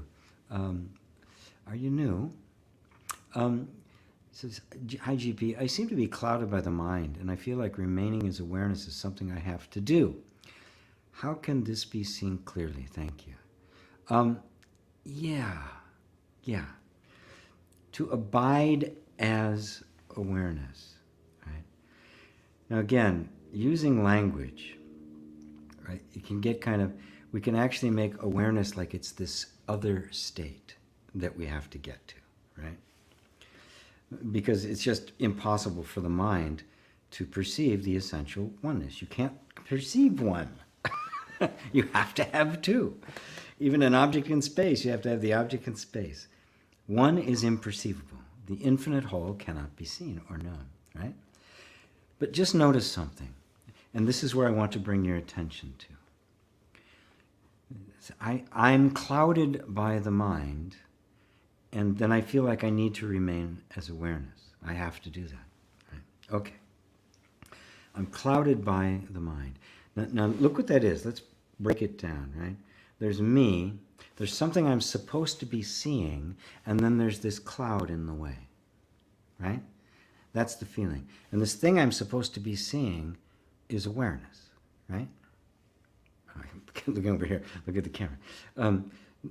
Okay, so awareness is over here, and I'm here, but there's this cloud in the way. Now, is the cloud really in the way of the awareness, or is the cloud appearing to the awareness? Notice the mind is making awareness into a state that's being blocked by my cloudy mind. But awareness is simply that which is aware of a cloudy mind. And when that cloudy mind, gets calm, right, and suddenly everything seems crystal clear, isn't the crystal clarity being perceived by exactly the same awareness? So is awareness coming and going? Is awareness a state you get into, or is awareness what you are? And you're aware of states that come and go, that rise and fall. Right? So now, when we talk about abiding as that awareness, what we're talking about is just constantly bringing the attention back to whatever it's appearing here. It can't be appearing to anything except awareness. And then the mind says, okay, well, yeah, no, awareness is over here, and there's all these clouds in the way to see it, and I can't see it. But isn't that entire picture being perceived by awareness? Awareness is what you are. It is who you are. It is your nature. It is you. Right? And just look, abiding means you become constantly aware of the fact that you're aware, and that nothing happens outside of that awareness. And then the sense of I, as an image in the mind, as someone seeking unity with awareness, begins to fall back into the awareness itself. I am the awareness. I'm not that which is seeking the awareness. I'm the awareness in front of which the seeking and the sought are both being looked at. That's what it means to abide as awareness. Free of thought. Right? Thoughts come and go. So I'm fine. No problem. I don't have to stop them. I don't have to stop the wind. I don't have to stop the rain. It's fine. I'm aware of it. Matter of fact, I like it. Some thoughts I really like. Others not so much. But it doesn't matter whether they're big, puffy, beautiful clouds or threatening storm clouds. The sky isn't touched. I'm the sky. Okay, cool. Let it happen. Let life happen as it happens. Right? Let it just do what it needs to do. Let it dance. You're not the dancer. You're the stage upon which the dance takes place. So this is how you come to see it, by recognizing that you're not going to come to see it. You're the seer. Everything else is seen, and therefore you are not a state you arrive at. You are what you're looking for. What you are looking for is where you are looking from. Thanks, Charles. I hope that answers it for you. And if you are new, which I think you are, welcome. Amakija. Great to hear your words again. Hope all is well. It is. Thank you. Merck. Well, if the personality and self-image is always changing, I never change. Just clothing myself with changing mind and body. Yes. That's it. That's it. Be the changeless. Enjoy the change. Enjoy the ride, right? You're sitting on the train, you're not moving, and all this wonderful scenery is going by. Right? From you, you're not moving. Right? You know, you get onto the train, you don't hold your bags, do you? So you set them down. You just set down the baggage, and you let yourself be taken. So, Mindful Zero. Hello, Dale. How are you? Good to see you. Hello, Alexandra from Ireland. Hi, Alexandra. Good to have you. There's Diane. Hello, Diane Merck. Is Ayurvedic legit scientifically or like a placebo? We're all done with worldviews mechanical. It's mechanical worldviews. Yes. Yeah, we are. It's reached its cusp, and it's going to have. And for all the miraculous things it has produced, it has also produced this chaos, right? So, is Ayurvedic legit scientifically? Well, it's more in harmony with the natural flow of things. It's much more in harmony and aligned with the Tao than the highly specialized medicine and the emphasis on drugs and intrusive procedures. If by the word scientific you mean the scientific model, classical analysis, and the way quote-unquote objective truth is arrived at through the scientific inquiry, then no, it's not.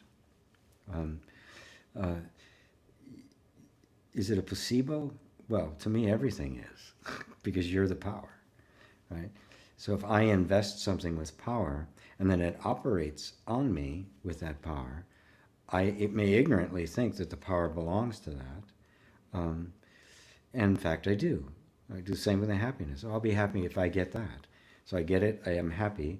I think the object possesses the happiness. And then the object, falls away, I lose interest. The discontent comes back, and I look for another object to make me happy. Completely ignorant of the fact that I'm the one that endowed it with the happiness. I'm the happiness. And I am just projecting it onto onto some object.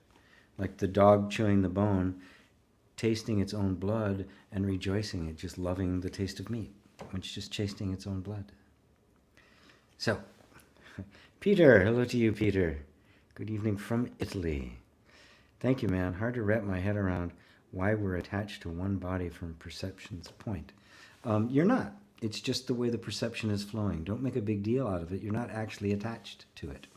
That's just another thought. You're not attached to anything. You are the absolute formless being. You can't get attached to anything. There's nothing to attach to. So don't see yourself as, because you're seeing these repetitive mind patterns, some of which are absolutely necessary for life to exist. You're thinking, I'm attached. No. Just let go of your attachment to being somebody. The attachment to the body is who you are, and just enjoy it as a point of view, right? That's it. That's all it is. And the point of view allows there to be a universe. No point of view, no universe. No point of view, you have the pure absolute. And in the pure absolute, absolutely nothing exists. You take a point of view, you have a universe, which is simply the self looking at the self from a particular point of view. What you're actually looking at is you. But you can only see you if you look from a point of view, right? So just soak that up. Love to you, GNO from Vancouver. Such a balm to be here in the energy of this community. Consciousness rocks. That's right. Thanks, Patricia. Thanks, G. Just a curious thought from Jay. All these practices are helpful, but I totally agree the ultimate awakening is what is important. I was on that path of practicing a little bit of pranayama, hatha yoga, raja yoga, etc., thinking the kundalini energy will rise to Sahasrara chakra, awakening me. Yeah. What bright light everywhere. No more world. Light beings everywhere. Beautiful. Beautiful, Jay. Yes. Again, you'll never hear me criticize any practice. I will just point out that all practices, all teachings, including mine, right, are a concession. They are a temporary bridge. They serve a purpose in the moment. They are not absolute. No teaching is absolute. When somebody grabs on to that absolute, to something as absolute, you're stuck. And growth will eventually stop. It has to. The technique will have served its purpose, and all of a sudden now it's not working. You think there's something wrong with you. You may double down, anything, or get disillusioned by the entire thing. No teaching is forever. No practice is forever. It has a very specific purpose. Once it's done, it's done. And when you come to satsang, it's because you're ready to step in to that final practice, self-inquiry. That's the final practice. And even that will fall away. You don't need to inquire into yourself when you are yourself. But it is the final step. And you're all here because you're ready for the final step. You wouldn't be here if you weren't. So it's not that there's anything wrong with them. I did the Qigong exercises with Kevin. Yeah, most of it. I had some stuff to do, get ready for the next guy coming up. But I loved it. Thoroughly enjoyed it. Right? Thoroughly enjoyed it. I have somebody who has given me exercise and stuff because I broke my shoulder. I had a hairline fraction. I tore a bunch of ligaments and all sorts of things, and it's been hurting now. I can't work out and stuff. So what do? Well, I got to practice to help with it. Simple as that. And then she gave me this very in-depth practice of tiny little movements, all sorts of exercises I didn't even know existed, to repair it. Because the alternative was a stem cell treatment for $7,200, and no insurance covers it. And I don't have $7,200 to spend on stem cells. So I'm going to have to do it through exercise. So, but it's temporary, right? It will get me to the place where I don't have to do that anymore, right? I won't keep doing it. It is like plant medicine. It's got a place. It's got a function, but it's medicine, right? You don't just keep taking medicine when you're whole, right? It serves its purpose, and then you move on, and there is an end to it all. And that last practice is self-inquiry. All roads lead to there. And that culminates in Buddhahood. The penny finally dropping.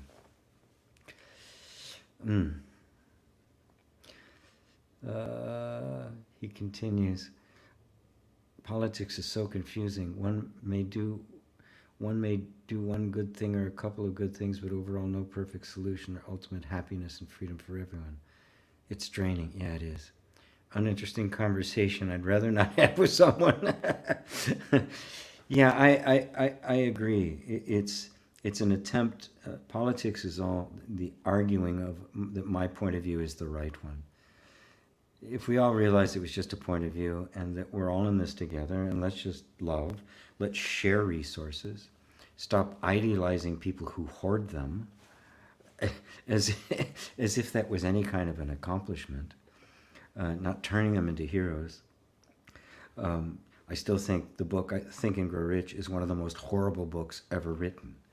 I read it, I reread it recently and couldn't get through it.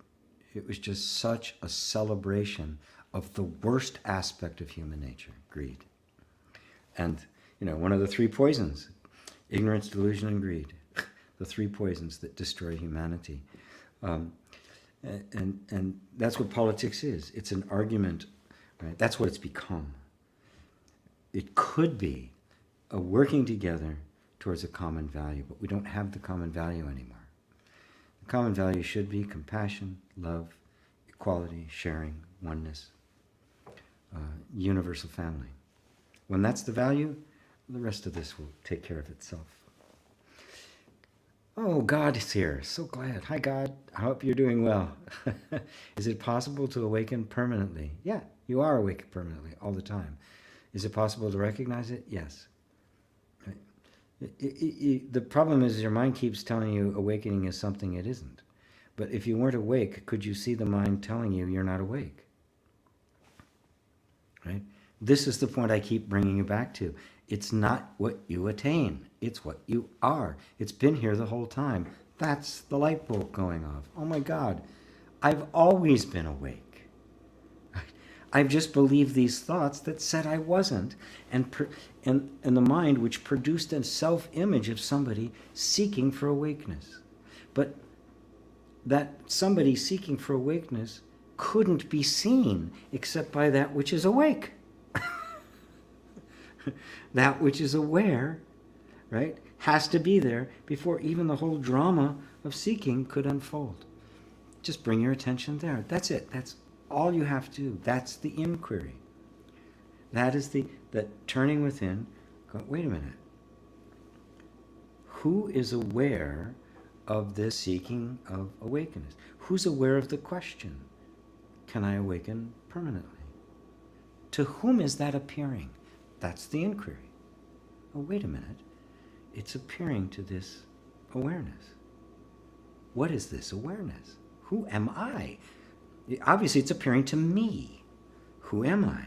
I'm this guy. Well, wait a minute. I can't be this guy seeking. I'm sitting here looking at him seek.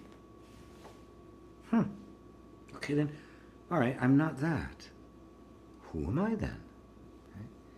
And the mind will just keep presenting stuff. Well, what about this? You're this. Oh, you don't have this. Well, wait a minute. I'm looking at that. So I'm obviously not that. This is the inward Vedantic path. Right? It hasn't turned around yet to find, oh my God, I am that. I'm all of it. We'll get there, right? First just take that. Take that. Is it possible to awaken permanent? To whom is that thought appearing? Okay. The thought isn't nearly as important as the consciousness to which it is appearing. Which is more you? This thought or that which is aware of the thought? Where are you in that picture? Well, you're clearly here.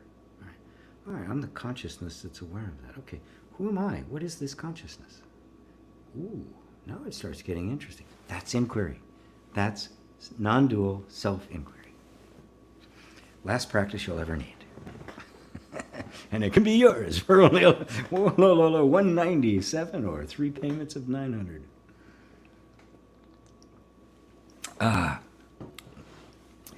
Let's see. Oh my goodness, I had skipped all these thoughts. Faith, there she is. In Algeria, I missed you.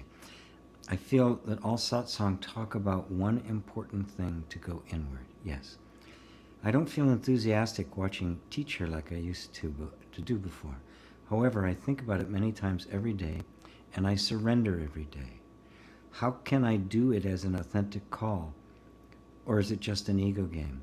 Well, it's not an ego game, and how do you do it as an authentic call? Just what you're doing. You think about it. You desire to surrender to it.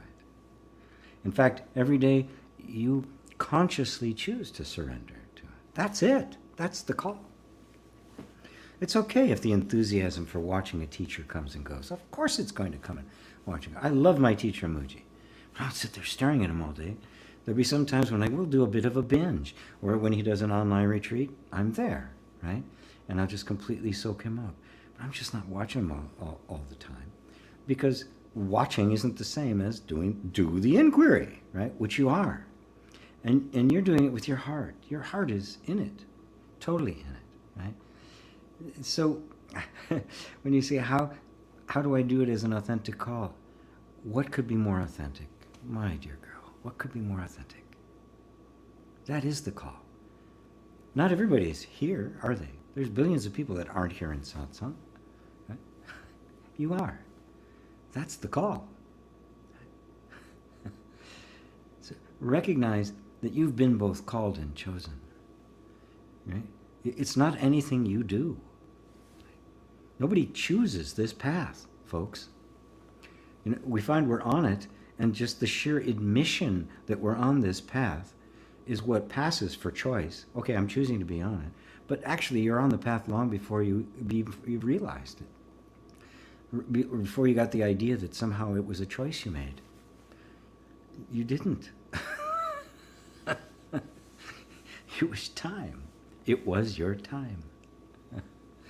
and it is, even the circumstances you're in, which I know, there are many, many different ways to respond to all those circumstances, but something in you chose this way, or got drawn to this way, or got called to this way. Right? Like that day when I had completely exhausted, back in the late 90s, I'd completely exhausted all the metaphysical techniques, all the self-help techniques, the psychological techniques, men's work. I'd exhausted all of it, right? And walking it through the East-West bookstore in New York City, and this spine catches my attention, this book. Several months earlier, I had read a book by Wayne Dyer. And it's the only book I ever read, and I didn't even finish it. He's great, right? I've listened to what he has to say. I've got no argument with him, but just it was never me, right? Never got into that. But I read his book, started reading his book, Your Sacred Self. And I got to one place, and there was a quote. It was a quote from Nisargadatta Maharaj. I'd never seen that name before. Of course, after I closed the book, I couldn't remember it, right? So it was a book from a book called I Am That, right? I read that quote. It was kind of interesting, right? It wasn't really earth-shattering. It was more kind of a, law of attraction kind of thing about mind or something like that. But it's something about it struck me. Something about Nisargadatta struck me. And it just kind of sunk in. I never read any more of the book. I never picked it up again. It was if that was the only reason I picked up that book. Right? I never finished it. Right? 3-4 months later, some gap of time, I'm walking through the East-West bookstore, and this, out of the corner of my eye, I catch this black and orange, and on the spine is I Am That. What was that? And I went over and I took it. Nisargadatta, where did I see that? I bought it, I took it home, and my mind got blown. It took me probably close to 2 years to actually read it, because it was so succinct. Just about every sentence he said just blew me away, that I'd stop, I'd close the book, and I would just sit with it, right? Because it was just like nothing I had ever heard before. I had felt it, I had tasted that non-dual, I'd experienced it, but the context, the criteria by which I was understanding it, I didn't have access to that. The new thought, the metaphysical, the psychological, even the law of attraction, which wasn't even a word then, right? The metaphysical healing and all of that. I had been tasting it. Even falling into the non-dual states and coming back out again. But there it was. Just clear as a bell. I devoured it. I just absolutely devoured it, and everything else that he had ever produced. And suddenly it was a completely different world. Now, I didn't choose that. I didn't make that. I didn't have that on my vision board, right? That was just, I was ready. The student was ready. The master appeared, right? And as they say, when the student is really ready, the master then disappears, right? Because the master and the student become one. So, my dear girl, you are called and chosen. You are walking in it. Your mind keeps telling you you're not, but you are, right? It's inevitable. The power that brought me here must bring me home, is how Rumi put it. Okay? So, trust it. Another quote from Nisargadatta, he says, you have all the self-realization you need, but you don't trust it. Trust it. It's not an ego game. It is not an ego game. Not for you. For some, yes. Not for you. Ivan, hello from Bulgaria. Hello, Ivan. Thank you for what you do. Oh, thank you for being here. So I have somebody to do it for. Faith, Faith, I love you, and I hold your pointers that I felt them especially for me. They are. Yep. Very special place in my heart, Faith. As does, yes, as I know what you're going through right now. Tina Elaine Loman Peterson. Hello to you. Another quote from God. Politics doesn't. Oh, he's responding to Jay. She is dismissed. Goes on to show we're not ready for time to change. Politics is very intertwined. Yeah. Of course, when a candidate like Marianne Williamson talks of love, she's dismissed. I'm scared when GP picks up my question. It's like my professor going around reading your essays. And this is coming from God, by the way. So.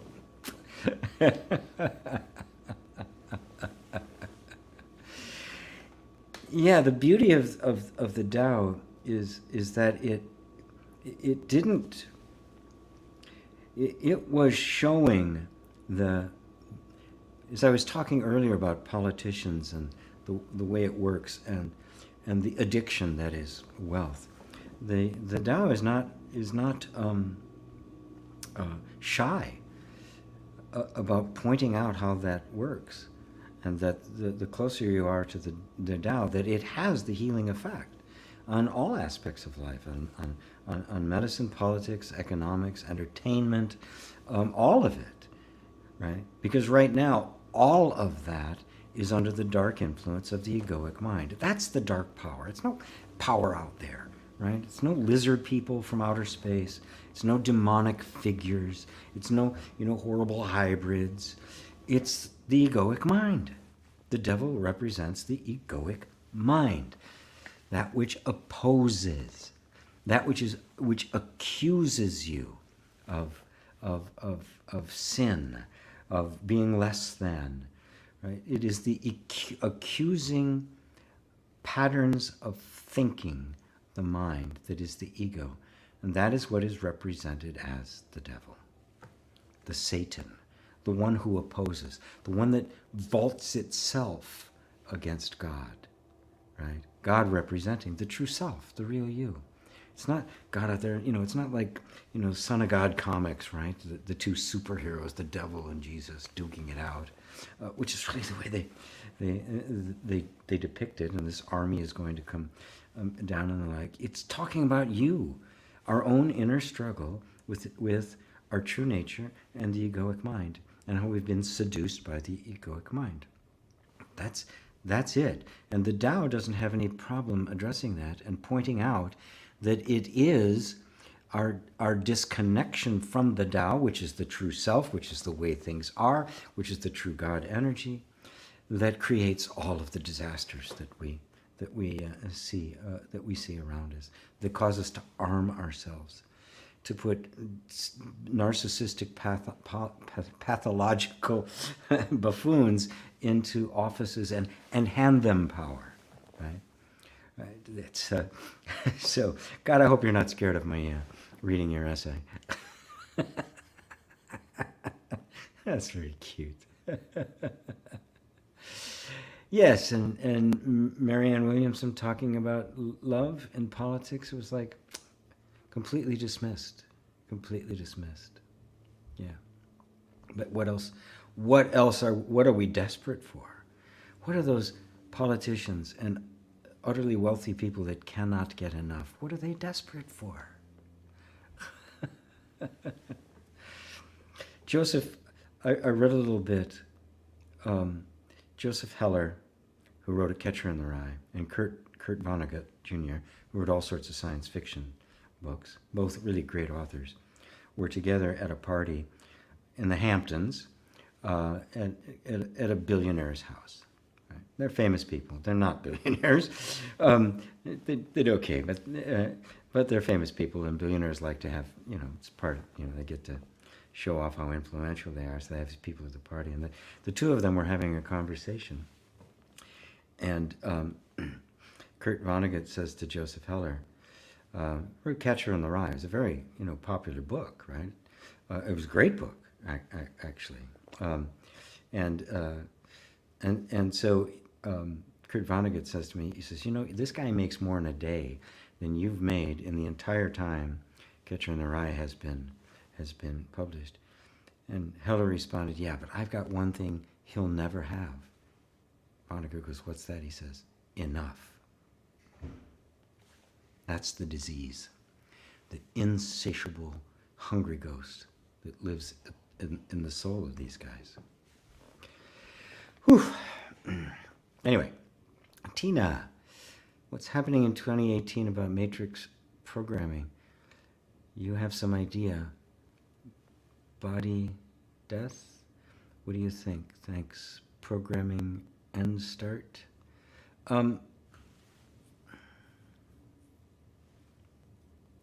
Was something in 2012, program grid end, timeline stop? Yeah, I think I understand your question. Let's see. Well, 2012 marked the end of the Mayan calendar, right? And like always, we want to dramatize it. We want to make it into a Hollywood spectacle, right? Oh, a catastrophe and the end of the world and all sorts of things. All it symbolized was an end of an era, an end of an epoch. And this is an idea that appears in all sorts of traditions. It's the Kali Yuga in Hinduism. Even in Buddhism, they refer to the final 500 years of the Dharma, which we're in. It's been 2,500 years of. We're at the end of the Dharma period, where the Dharma is going to become very difficult to be heard above the noise. Right? The words we're speaking right now were not going to be, celebrated. Right? They were going to be completely dismissed. Minor stuff, sideshow. Right? All has been predicted. Christ talking about the end of the world. Right? And of course, it's all been misinterpreted, looking at some kind of specific catastrophic human event. What it is that the essential sense of self that emerged about 12, 13,000 years ago has run its cycle, right? The culmination of the egoic mind in what we're seeing, self-destructiveness, just extreme vulgarity, brutality, stupidity. I mean, what could be more stupid than sucking resources to the level of exhaustion of a system that, without proper stewardship, is finite. With proper stewardship, it's infinite. Without it, it's finite, which means death to everything, parasitic in nature. This is the natural culmination of this cycle. And that's what all of these things are pointing at. It's all falling apart. But what's actually falling apart is that central sense of life, that central sense of self. That is what's falling apart. That is what is being deconstructed. That sense of the egoic mind is the matrix. It's nothing being imposed from us from the outside. And on the contrary, it's all coming right up from the inside. Right? And to grasp that, oh my God, this is what you are. It's not going to make it any easier, right? It's going to look pretty bleak for a while. The powerful are going to try to consolidate even more power, right? But the empire is falling. But this is more than just the falling of the latest empire, right? The latest empire being the U.S. empire.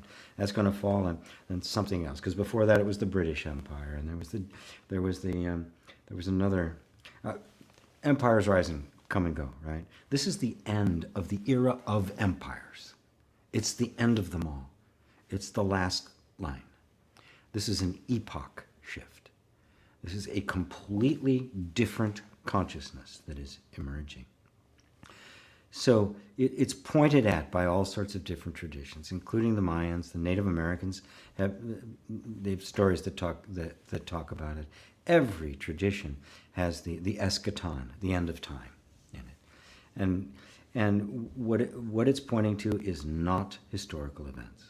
It is pointing at a complete shift a complete alchemical shift in the fundamental makeup of human consciousness, even the dissolution of human consciousness as it falls back into the absolute. So I'll just leave it at that.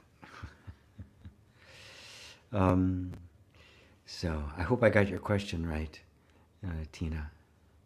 I can tell English is not your first language. I just do my very best to try to discern what the question is back there.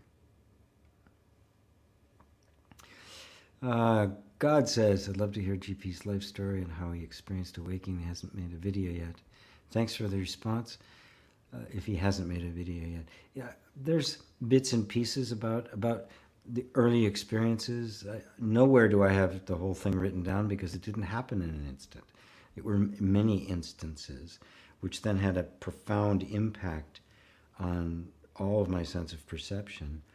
But it's something that unfolded for me over a lot of time. It started with very profound events, like when I was 19, 50 years ago. And I can pinpoint that as the central shift in the whole worldview. Everything changed in that particular moment. But I don't even know what you mean by by awakening or enlightenment. When I look at myself, and I look at Buddha or my own teacher Muji, I go, I'm a bodhisattva, right? And be happy, and suffering, be happy, right? That's my path, right? It just so happens that the way to do that is to awaken from who you thought you were, right? And it's not something that has to be an instantaneous thing. It can go unnoticed. But in fact, Nisargadatta said that those instances where it is progressive and it is unnoticed are usually the most reliable. Because a lot of people have that experience of, they disappear. The ego's gone for a moment. This happens a lot on plant medicine, right? And it becomes an experience, right? The deep inner alchemy hasn't taken place. That's what has to happen. So it becomes more than an experience. It literally becomes you. Right? That takes time. Right?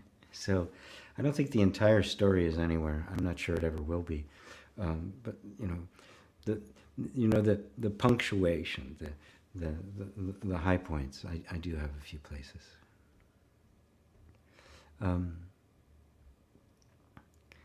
So I'm in loving blissful state, but then I get thrown off. Wish I could stay there forever. Yeah, don't we all? Don't. That's the trick. You've been duped. That's the seduction. Oh, come here. It's gonna. Oh, see how good it feels? Oh, yeah, we want to stay here, right? It's an experience. Every experience must come and go. You are not an experience. You are that which is having the experience. You are not the blissful state.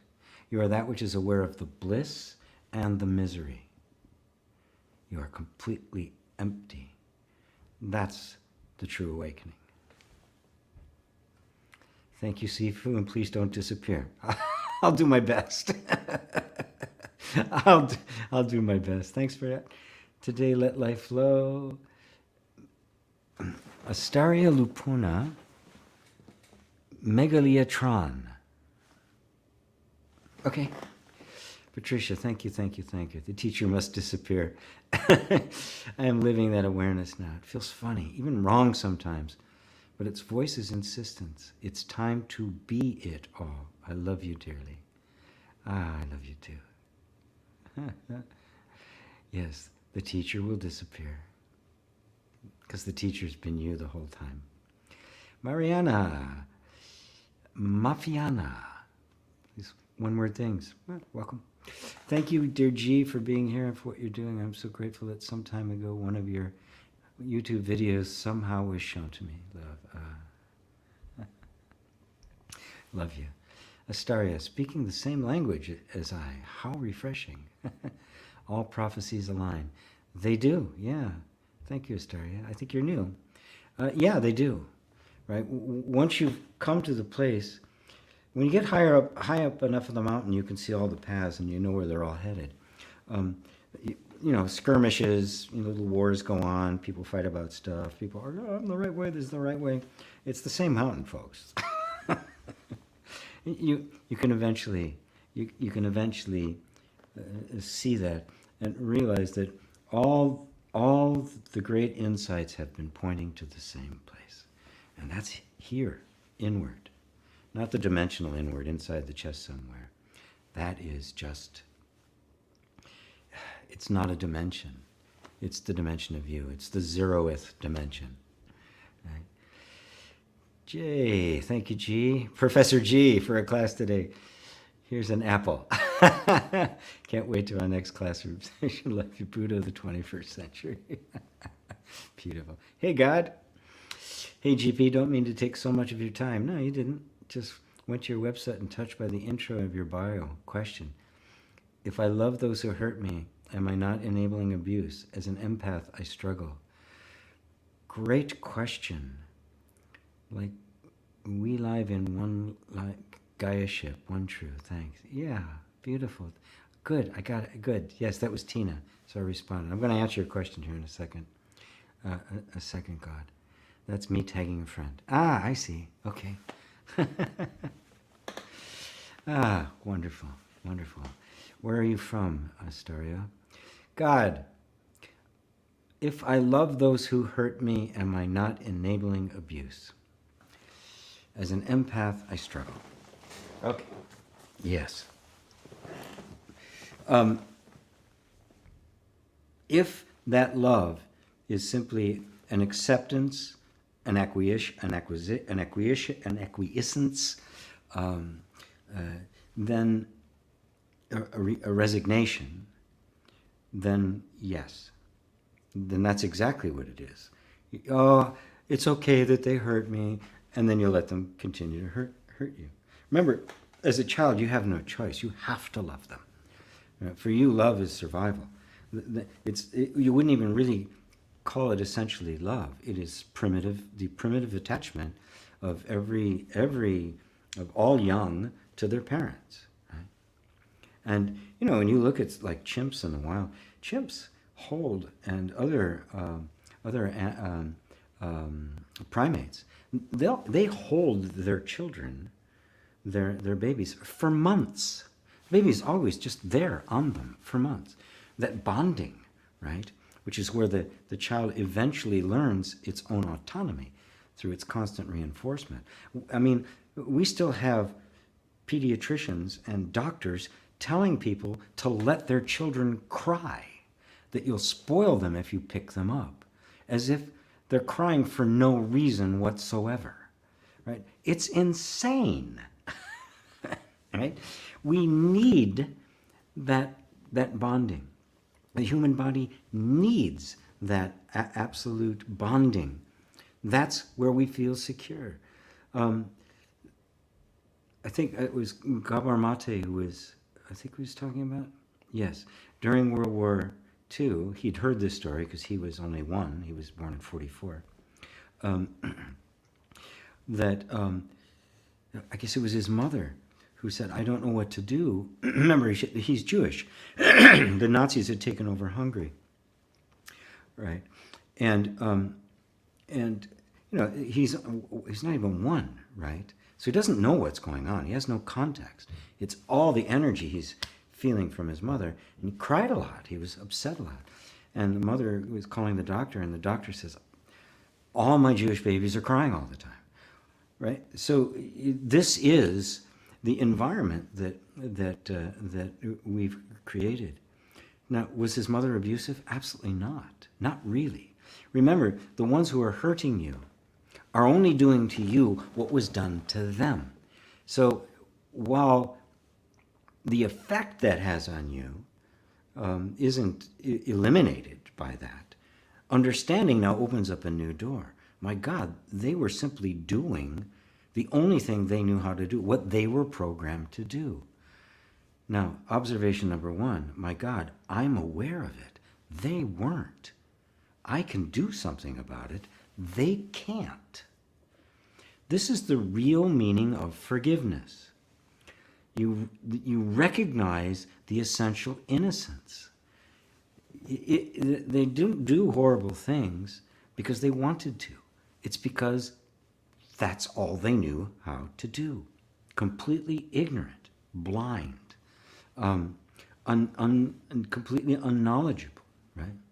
Even the worst monster is that. You know, the studies they've done in prisons of severely violent criminals, every single one of them did what was done to them, right? And if not done directly to them, done by people close to them. They lived in that world. That's all they ever experienced. That's how they learned to be. When they come to terms with that, and they have through meditation, through various kinds of treatment, every single one of them became these beautiful human beings when they got the proper treatment. Punishment isn't it, by the way. I'm completely opposed to the penal system. It doesn't work, period. It's scratching your nose when your arm itches. It's not the problem. But so you're not enabling it when you're conscious of it, right? But you're also understanding what's really to blame. The person isn't to blame. It is a system of thinking that has persisted for generations. Right? And it's virulent, it's aggressive, it takes over. It comes up with stupid ideas like don't pick your children up when they're crying, don't hold them. Right? This is a stupid idea, completely inhuman, but that's what we get. So when I'm talking about loving them, what I'm talking about is understanding, a love that is wise.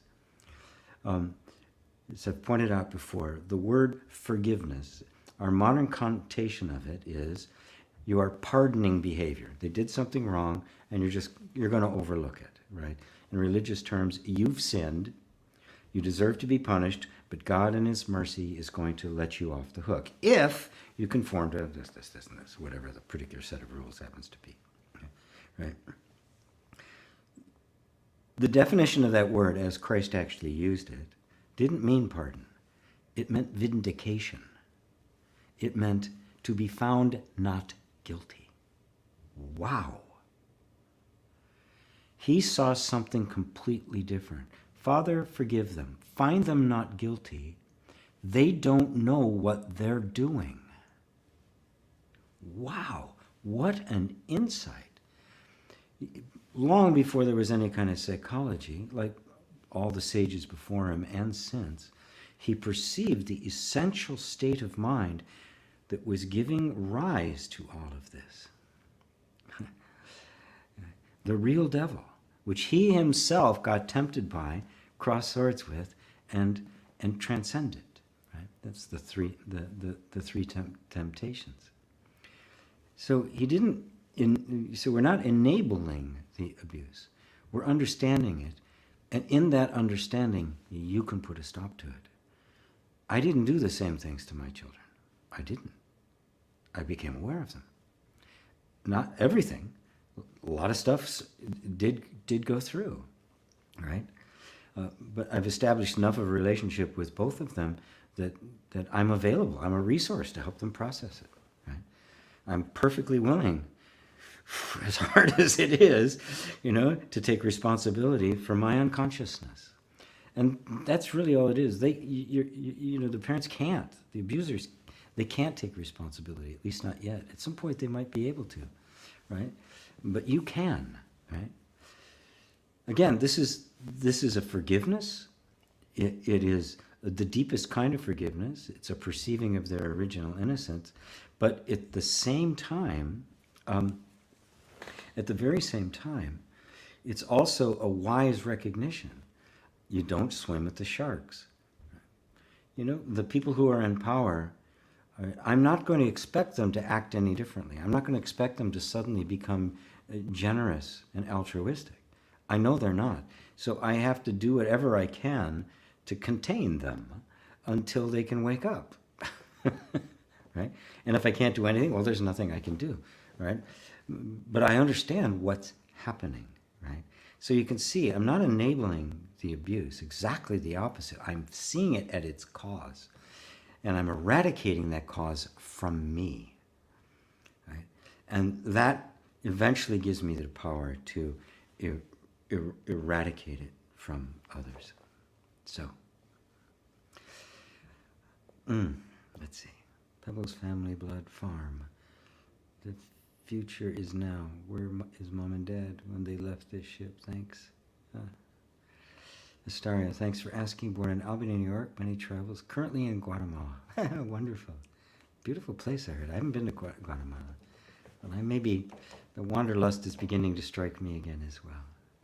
God says, thanks. It was beautiful and totally answers my question. Good, good, good. This is, if non-duality is true and useful, it's got to be able to explain it all, not just part. You can't just explain something away or gloss over something. If it's truly transcendent, it must subsume everything less than itself. It must bring everything up with it. It's a bigger picture, not an exclusionary picture. The truth of this non-dual inquiry confirms itself to me over and over and over again, because it just zooms right in on that which is most essential and reveals its nature. And on that note, it is time for me to call it quits for today. Another long one. So I'm gonna leave this for now. I know the questions can keep coming, and I try to do my best. But just bear this in mind. What if you have already heard from a teacher everything you need to hear? And I don't mean that never listen to a teacher again and pretend, but just pretend that you've heard everything that you absolutely need to hear, that you already have within you everything you need to answer every single question, maybe even eradicate the need for questions. What if that were true? Right in this moment. And see if you just can't touch into that part of you that's acknowledging what I am saying is true. And maybe discover that that which is acknowledging it is exactly the same place where all of this is coming from. And it's you. The true Guru Purnima. It is you. So, on that note, thank you all. My love to you all. And namaste.